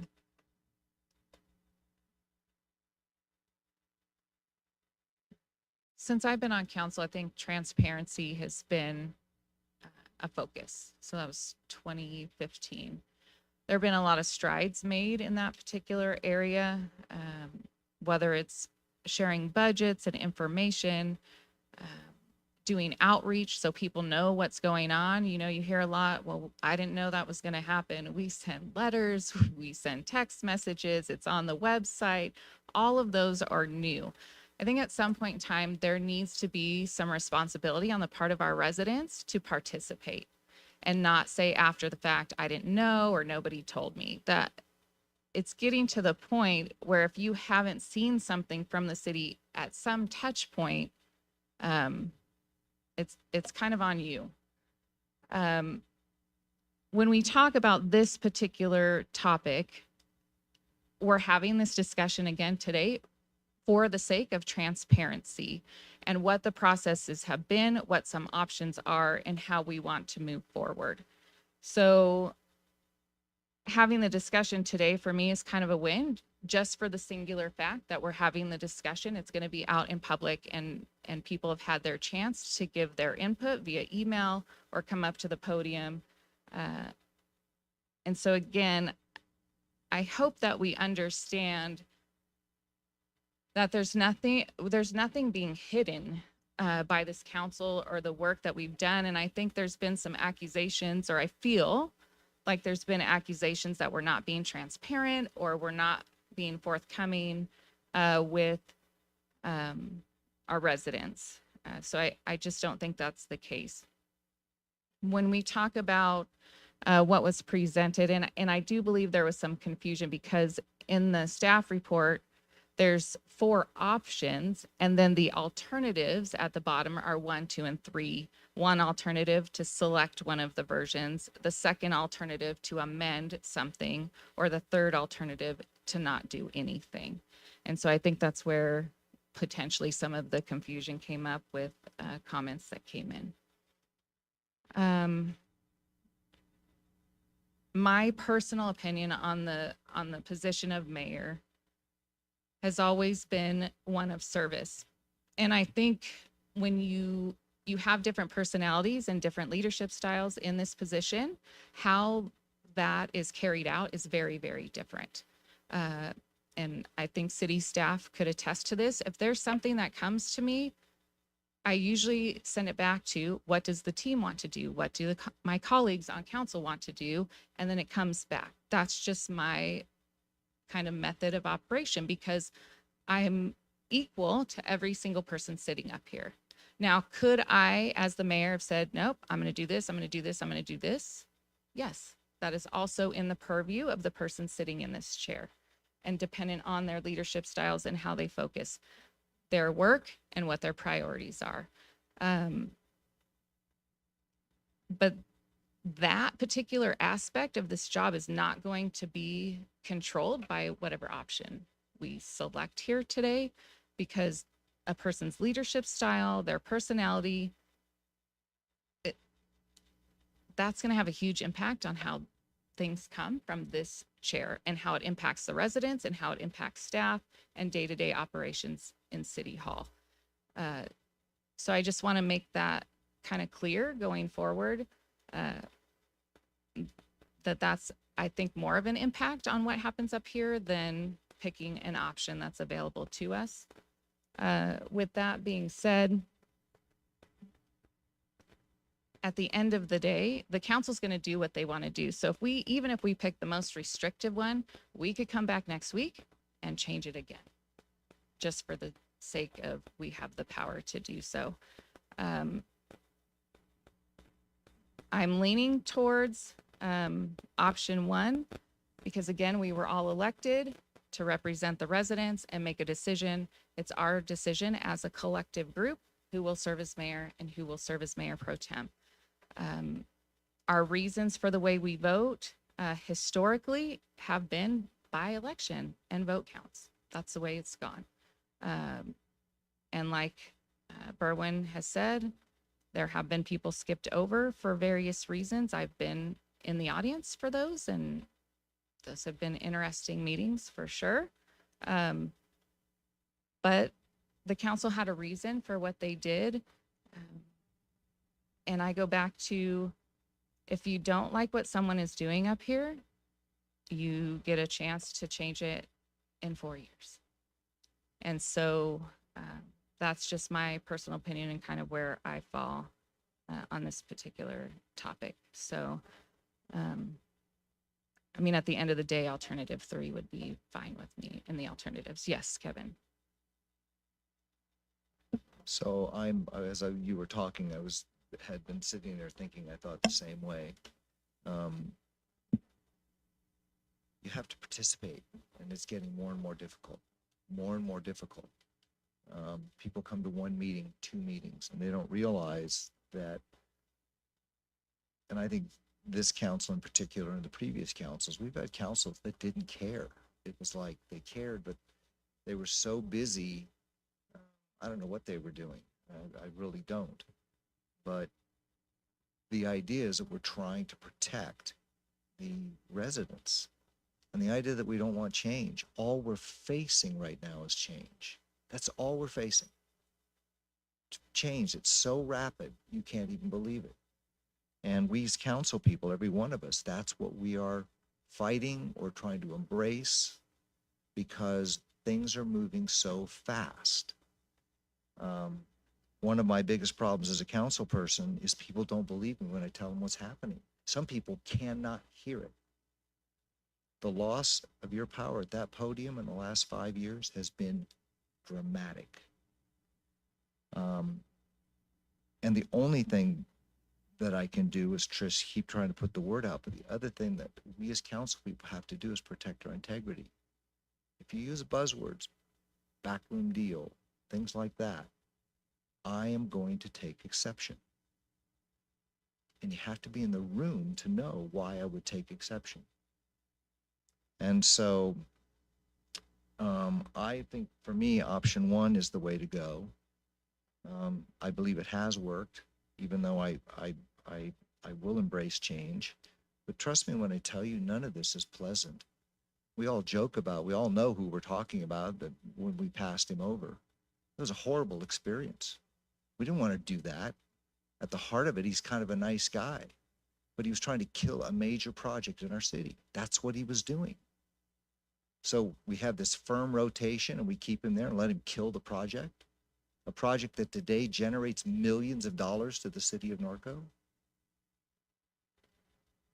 And if you come to 1 meeting, which is all the people that spoke against us that night, long ago, none of them ever came to meetings. They had no clue what we were fighting. They had no clue that we were near bankruptcy. They had no clue of any of these things. But we had to sit there for 2 hours. How long was it, Berwin? An hour? Being screamed at.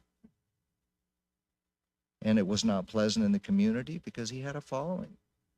A lot of the same arguments we're hearing now, we heard then. Except people were not as polite. Thank you. I appreciate that. So, this isn't fun. Right now, council isn't a lot of fun. And that's the truth. It's hard, hard work. And I kind of have to chuckle at the mayor who says, she makes it look so easy. But the truth of the matter is, underneath this desk, her feet are going like that. She's moving as fast as she can go because the pressure on the mayor right now is enormous. It's enormous. So I know we're not going to make some people happy, but we have to protect the integrity of this body as much as we can for people to drop in and out. They come in and out. And by protecting us, we're protecting our staff. Right now, in my opinion, and people may disagree, right now, I believe we have the best staff I have ever seen since I've been on council. And we've had some good staff members. They're the most sincere, they're the most dedicated. And what's really cool is they're becoming very trained. And so I have to protect them too as I protect the residents. So my recommendation is just leave things as they are and let's all try to live up to our positions serving residents.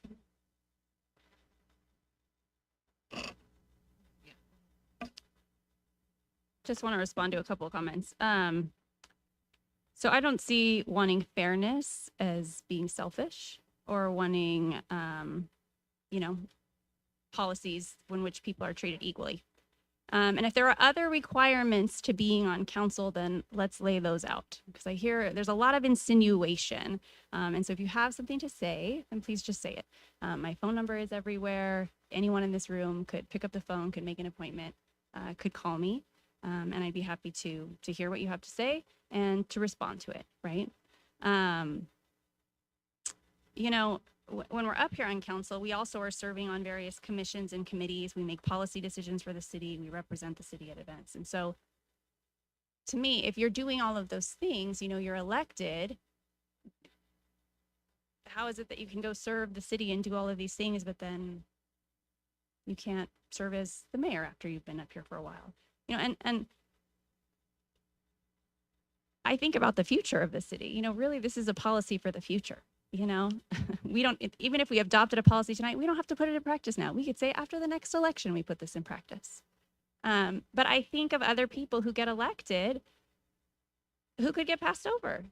And I don't want that to happen. If they violate our code of ethics, if they're acting in an unethical manner, absolutely. But then there's a reason for that. They can be censored. They can be removed from committees. They can be removed from commissions. There's consequences that can be put in place. But if it's just, you know, we don't think that that's the right person, I just don't see it that way. I see it as, even if somebody that, hey, I didn't vote for them, the last person I picked, if they got elected, the residents picked them, then they get their turn to serve as the chair and they get their turn to serve as mayor. There's a Press Enterprise article from a few years ago. Murrieta was in the news because something similar happened and they had a long-standing rotation and then someone was skipped over. And of course it was in the paper. So when these things happen, it doesn't shed a positive light on the community because it creates, you know, political intrigue and it creates this impression. Like I've heard again, this backroom deal. But when things are happening and it's not happening out front, it can give that impression. And so there has been a rotation that's kind of been followed. You can see it, but it was never laid out at a council meeting. And so having it laid out just makes it clear for that's why this is the way it's going, because they're taking turns or they're taking turns based on votes. So, you know, it's not throwing that word around to try to make people look bad, but it's understanding that part of our job is to make sure that what we do is never giving or lending that impression. So the quote from the article was one of the council members said Wednesday at their meeting that he was stunned by the vote. And I quote, "Everything that is abhorrent about politics was on display last Tuesday evening," he said. "A well thought out mayor rotation policy that has protected Murrieta from political intrigue and behind the scenes machinations was shredded with a single vote." When these things happen, it ends up in the newspaper. It doesn't help us, in my opinion, to look transparent, to look, you know, we're all elected, we're all up here doing our thing, and we might disagree, and that's fine. But I certainly appreciate the conversation, and I certainly appreciate, you know, talking it out. It's something that when I've seen it in other cities, I think that's a good practice. I think that it makes sense. I've seen it in councils where not everybody's from the same political party, not everybody agrees with each other, but each person that's on that dais, maybe they didn't all come up the same way, and they don't all represent the same group, and they don't all belong to the same clubs. But they have certain talents, they have certain connections that benefit the city when they're in that role. And so it's leveraging the strengths of every person that got elected by a group in that community. We govern by consensus. And so with so many things, it is the will of the council and it is the will of the 5 that determines what will happen. So no matter what happens, I respect that decision. But certainly I have my preference for how it would go. And I have many residents who have reached out who express that preference. And of course, there are some even here tonight that don't agree, and that's fair. So I'll leave it at that. My preference would be for option 3, because again, if we have someone who's doing something unethical, I think it just makes sense to bring that to the forefront. And if they're not, and it's because we don't like them, then to me, that's not a reason to not put them in that place once they've been on, council and had experience. None of these are going to put a first-year council person in the position of mayor. So with that, I thank my colleagues for their time.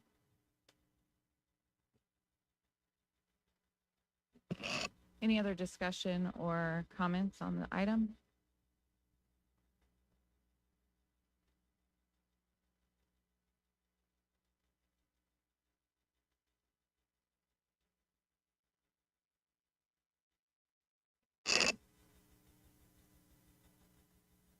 All right. Any, Motion to approve option 1. Second. I'll substitute motion for option 3.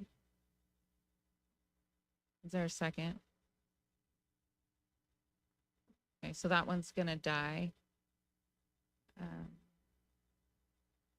Question of the attorney. So we have the options and we have the alternatives, right, in the staff report. If there's, do we have to select option 3 to have no action taken, or would it, if there was no motion, would this just die for lack of a motion and it would stay status quo? If there was no motion, this would just die and it would stay status quo.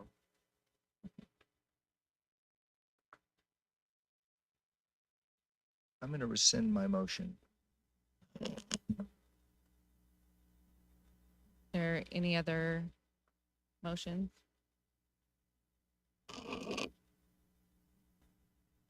Can I still have a discussion, ask why you're rescinding your motion?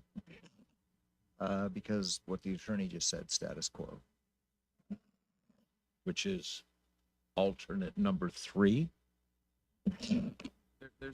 There's two ways to do it. As the mayor's question was, if we take no action, which is no motion, no action, do things stay status quo? The answer is yes.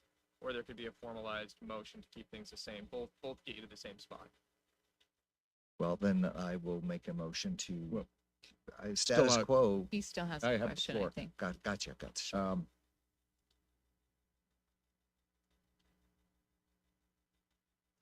Okay, Colin, it didn't take much for you to confuse me on something I thought was pretty damn simple here. Well, then Can I try?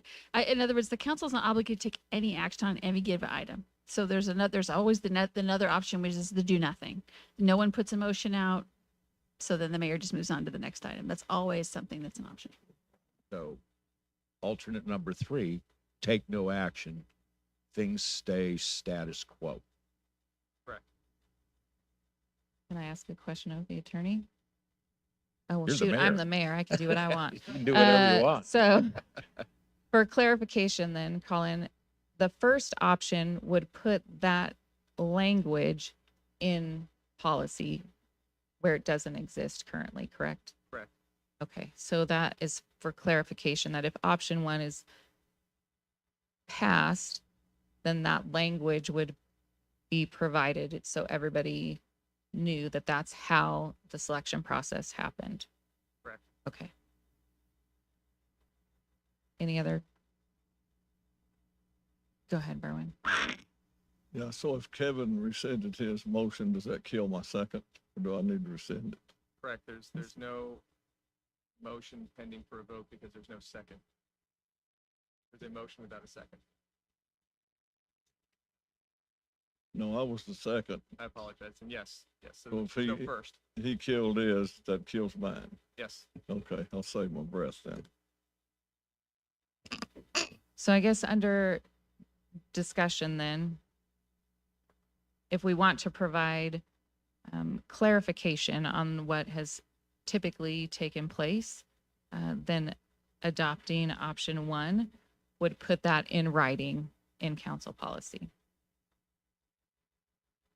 Yeah, Mayor, there's in your packet, there is a resolution. So if you were to adopt one of the options, that language would be inserted into resolution 2023-53. Right now, you do not have a resolution. You just have, it's been just the practice of the council.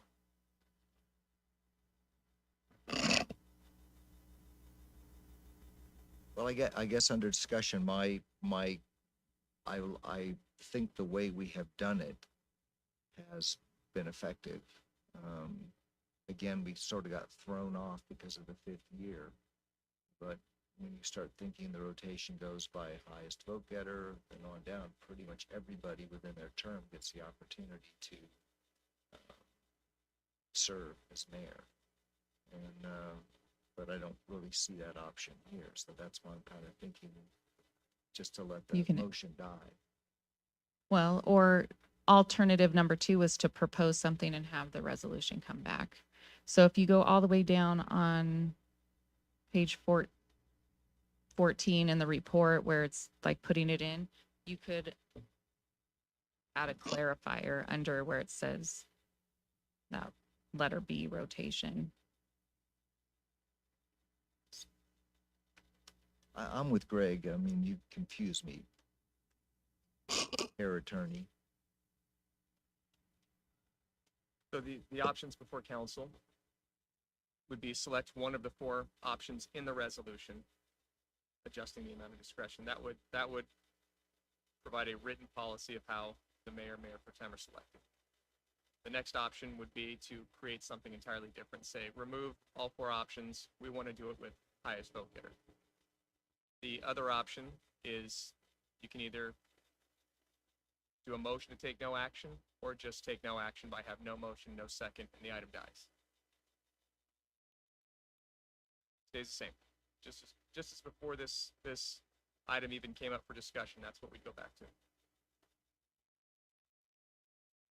So how do you make a motion to not make a motion to take no action? Okay. Just close your mouth. Here, I'm going to make a motion for what Councilmember Bash suggested, that a new resolution be brought that establishes a rotation based on each vote cycle, right? So there's a 2024 cycle, there's a 2026, 28, and that the selection for mayor pro tem, which rolls into mayor, is based on highest vote getter, second vote getter, third vote getter, and the next election, first vote getter, second vote getter, which is my understanding and what was communicated to me is what the council had been doing for quite a while, which is how the people were selected into the positions. You know, just to add to the discussion, God rest his soul, I can remember when council felt that Hal Clark wasn't smart enough. Twice they passed him over. He wasn't smart enough to be a councilman or a mayor. And I can remember being so angry just because he was a good friend of mine.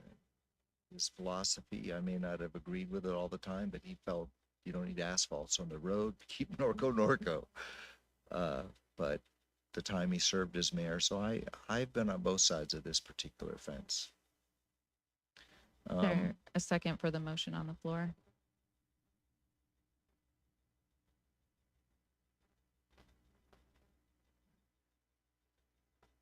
I am going to make a motion that we adopt option 1.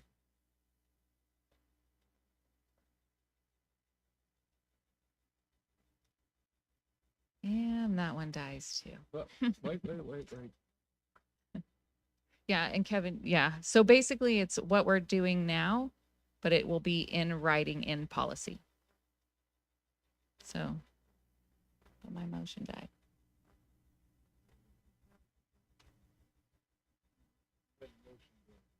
I made a motion to adopt option 1, which is the language would be rotation. The selection of mayor and mayor pro tem shall be at the city council's complete and absolute discretion, which, yeah, Just like it is now.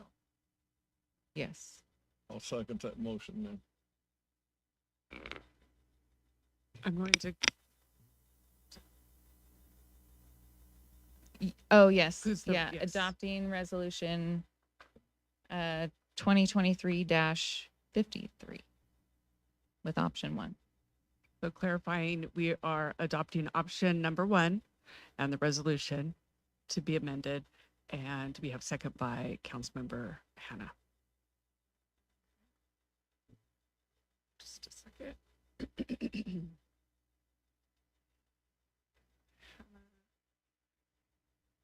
Please vote.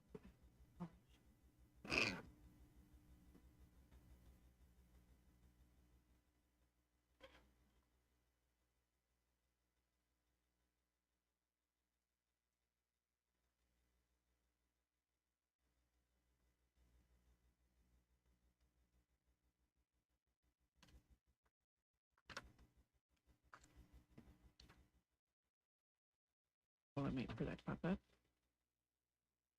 Motion passes with Councilmember Alleman voting no. All right. Good to push through or 5 minutes? Push through? All right, let's do it. Item number 6. We're going to push through public hearing. First reading. This is going to be Yes. our community development director. Yes, Honorable Mayor, members of the City Council, this item is a follow-up item to our code enforcement update program. And Kathy Ferry, our code enforcement supervisor, will be doing the presentation tonight. Thank you. Good evening, Mayor, City Council people, persons, members. It's nice to be here and to be able to bring forth to you these proposals for amendment to the Norco Municipal Code. The proposed code amendments are follow-up items to the Code Compliance Enforcement Improvement Program that you reviewed on March 1st of 2023. The code amendments are part of the recommended improvement measures to enable code enforcement to expeditiously perform abatement of public nuisances and building and construction violations. Code Amendment 2023-05 will amend the Norco Municipal Code, Title I, General Provisions. This is the Administrative Citations, Section 1.05.030, and that is done to align with the Government Code, California Government Code 36900, with respect to fine schedules. The fines imposed for building code violations and for short-term rentals to be assessed at higher levels than the general violations. Currently, all of our violations default to the general fines, and that is a progression from $100 per violation. If unabated, $200 for the next citation, and then on to the third of $500. That's if the violation is unabated, certainly within the allotted time frame for compliance. With the proposed code amendment, those fines would increase, as we said, to the level of the California Government Code. For building and construction, $130, $700, and $1,300. For short-term rentals, it would go up to $1,500 for the first violation, $3,000 for the second, and $5,000 for the third. Code Amendment 2023-06 will amend Title VI, that's our nuisance code, Chapter 6.22, specifically Section 6.22.35, to adopt a process for immediate issuance of a notice of abate, to change the process for a hearing to occur, and to permit summary abatement by the city of hazardous nuisances on private property. Currently, the code only addresses abatement for the public rights of way. Code Amendment 2023-07 will amend the code Title 15, Building and Construction. And you'll see in your documents that there is a lot of meat to that because this is a new adoption of the International Property Maintenance Code 2021, which will serve to replace the current housing code. The current housing code does not provide enough enforcement power because it does not cover dangerous buildings abatement, and it does not cover all property maintenance violations. It's very general, whereas the IPMC will give more specific detail to some of the property maintenance issues that we want to address but are currently not able to do. However, the IPMC covers all of the above. The proposed code amendments are in line with the recent code enforcement improvement assessment and improvement measures and will provide the necessary enforcement power for the removal of public nuisances that are detrimental to the public convenience, health, safety, and general welfare of the city of Norco. Staff is recommending that the city adopt Ordinance 1099 approving Code Amendment 2023-05, Ordinance 1100 approving Code Amendment 2023-06, and Ordinance 1101 approving Code Amendment 2023-07. Are there any questions? All right, thank you, Kathy. Berwin, do you have any questions? Greg, any questions?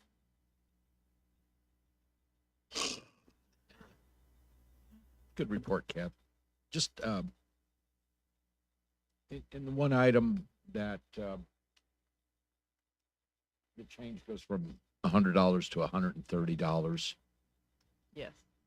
Why such a minimal increase in that violation where the others seem to take substantial jumps in that change?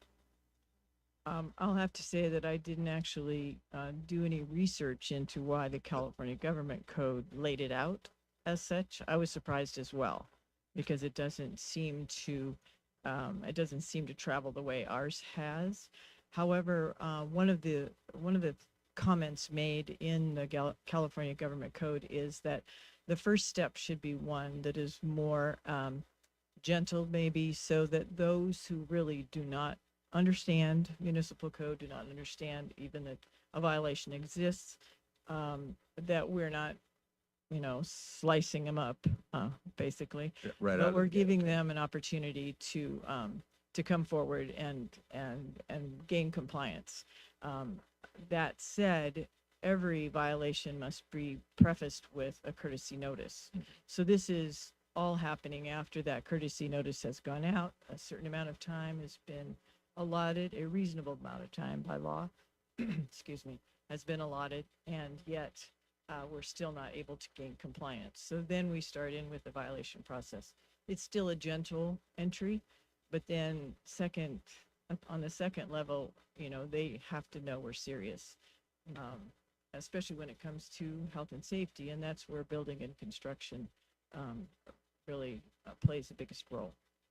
Appreciate it. Thanks. Thank you, Mayor. Catherine, any questions? I did have one question. How many, in terms of the short-term rentals, how many violators do we have since we passed our ban? Are we passing out a lot of fines for those, or do we still have a lot? At the time we passed that ban, we had 13 active in the city, and we had only 2 who had business licenses pulled for a business that would somewhat make that a logical progression. We sent notifications out, just courtesy notifications, and all but 2 responded positively and let us know that they would discontinue. We did do enforcement on one of them, and then the other one, it only required a conversation. Today, when I look at the short-term rental websites, I still see 2 operating, but those 2 never were identified, and they have not come up with a complaint. There have been no complaints from neighbors or the rest of the community because they understand how to keep a low profile.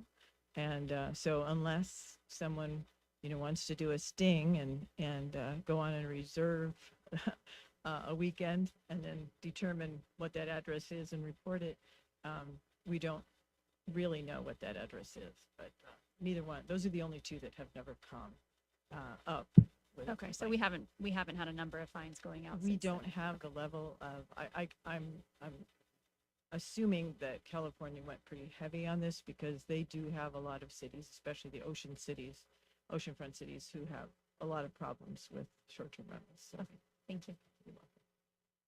Kevin, do you have any questions? And Catherine asked my question, so thank you for that. So with that, we're going to go ahead and open the public hearing. Do we have any public comment? We have no public comments for this item. Go ahead, come on up, and then you can fill out a card and give it to Dana when you're done.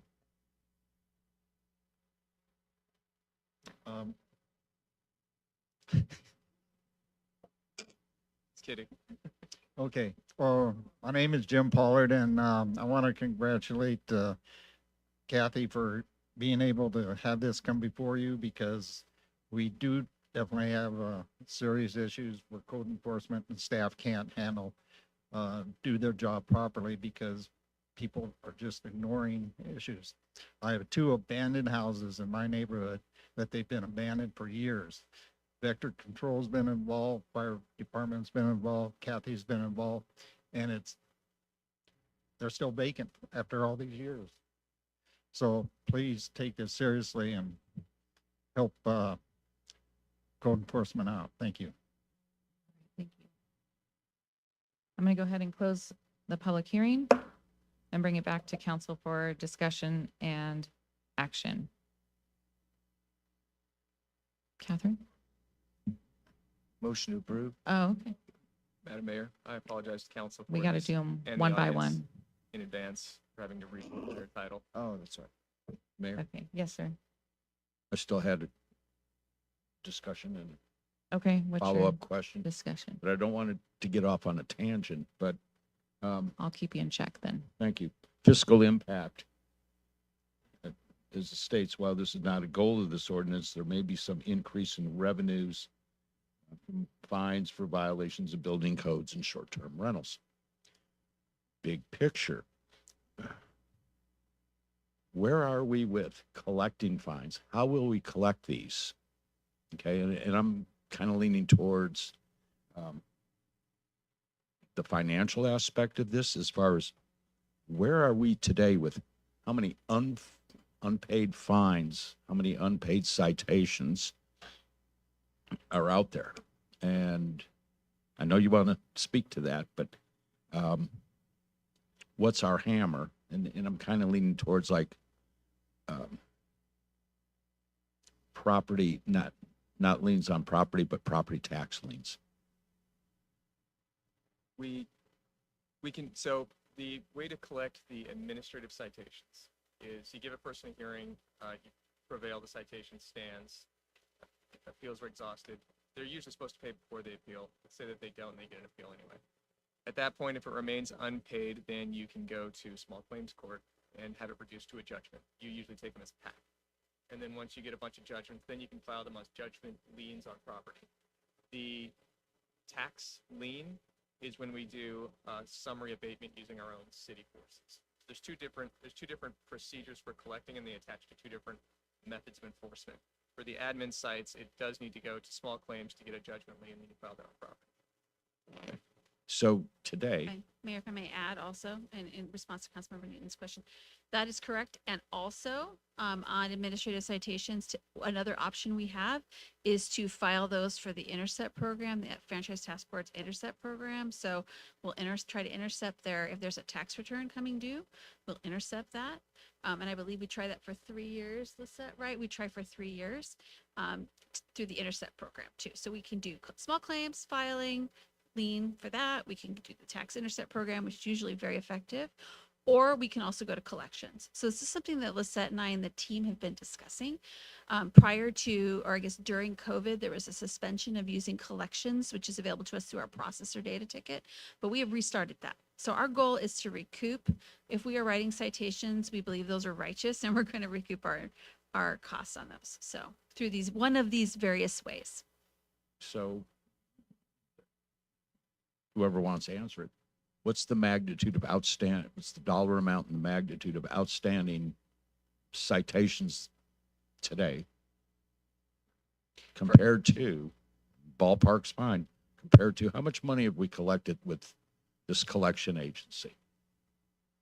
So are you talking about with regard to code enforcement specifically, or because we write lots of different kinds of admin citations? I'm Well, not sure. I think when we get we have that into information. fire and we get into sheriff and that, like with the fireworks and everything else, that's another conversation. Okay. Yeah, so let's just keep it to right. the code that we're talking Yeah. about I tonight. think we would have Just to for come this. back to you with that unless somebody's got that. No, we don't have the information, but we can come back and provide Okay. you a report about that.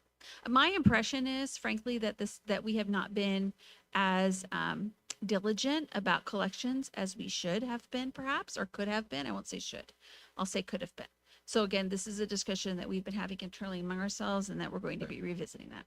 Well, I would appreciate that information coming back to council on that, because my gut feeling is the same thing as you're stating, Lori. Correct. Thank you, Mayor. Yes. I think we were going to have a motion, and can it be a package? It can, I just need to read the titles. Okay. Ordinance number 1099, an ordinance of the City Council of the City of Norco, California, approving Code Amendment 2023-05, city-initiated amendment to the Norco Municipal Code, Title I, General Provisions, amending Chapter 1.05, administrative citations to align with Government Code 36900 with respect to fine schedules, with fines imposed for building code violations and short-term rentals to be assessed at higher levels than general violations.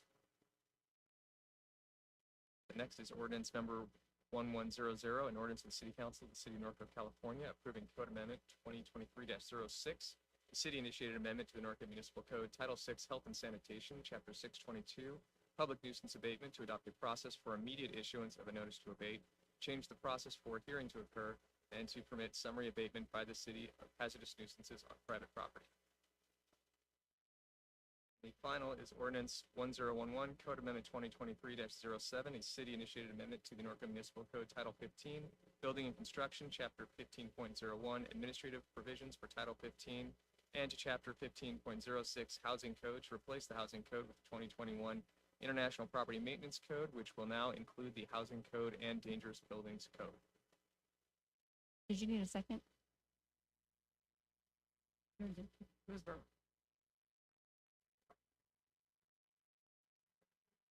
Please vote.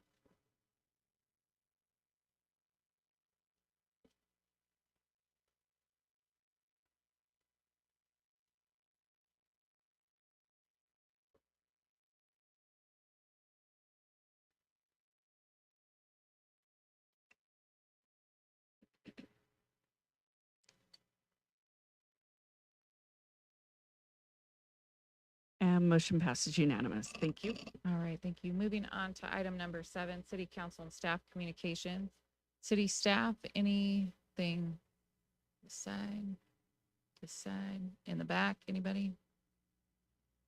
They're all looking at the phones. City attorney. No, Madam Mayor, thank you. All right, city manager. City manager, anything? Thank you. City council, Kevin, anything?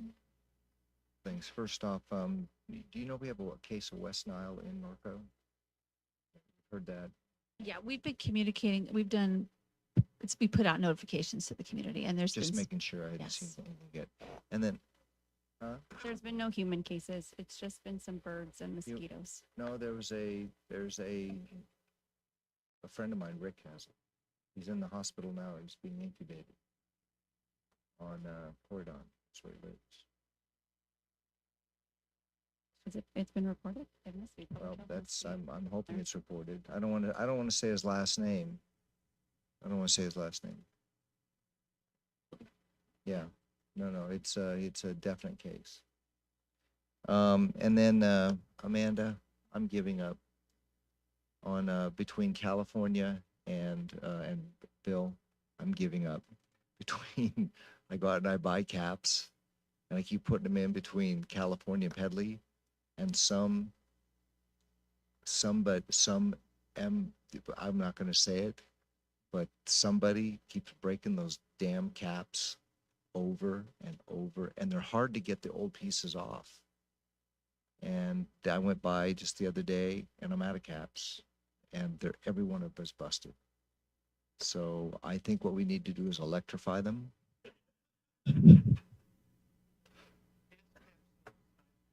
Something, oh, that's good. Something that will make them die. So, anyway, I don't know what to do. You know what? I went down to, I bought caps. I bought another 50 caps and they just went right through them. So if you could, maybe make them out of metal or something.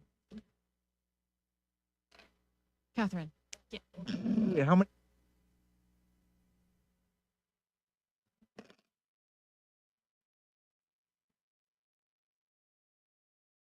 Okay, thank you. Are those free educational experiences or they come with a fine?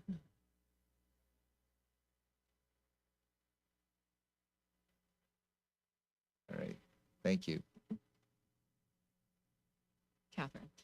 Yes, I have 3 things. Just want to thank the city clerk's office today was the last day of my summer office hours for coordinating those. So it was great to have residents come by and tell me what's important to them. I want to thank staff for the barn. I think they're, don't want to jinx anything, but I think that the fact that it's done and it's done early and it's done in time for the fair, I think that there might have been a little bit of worry that that wasn't going to happen. And it's happened. So the council's been invited to tour the barn next week. So very excited to see all the progress. And lastly, Norva made a very nice public comment. So I just want to thank my city council colleagues for all of their involvement and participation in the city. Thank you. Greg?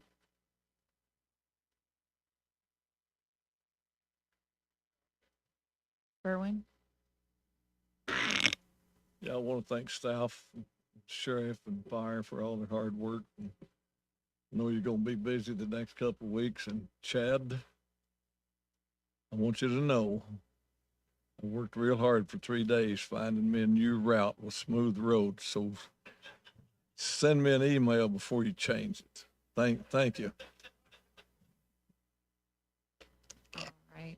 And I do not have anything this evening. So this evening, we will be adjourning the meeting with a moment of silence to honor CAL FIRE Captain Tim Rodriguez, CAL FIRE Assistant Chief Josh Bischoff, and Pilot Tony Suses, who lost their lives in the line of duty serving and protecting our community. So if you'll join me in a moment of silence, please.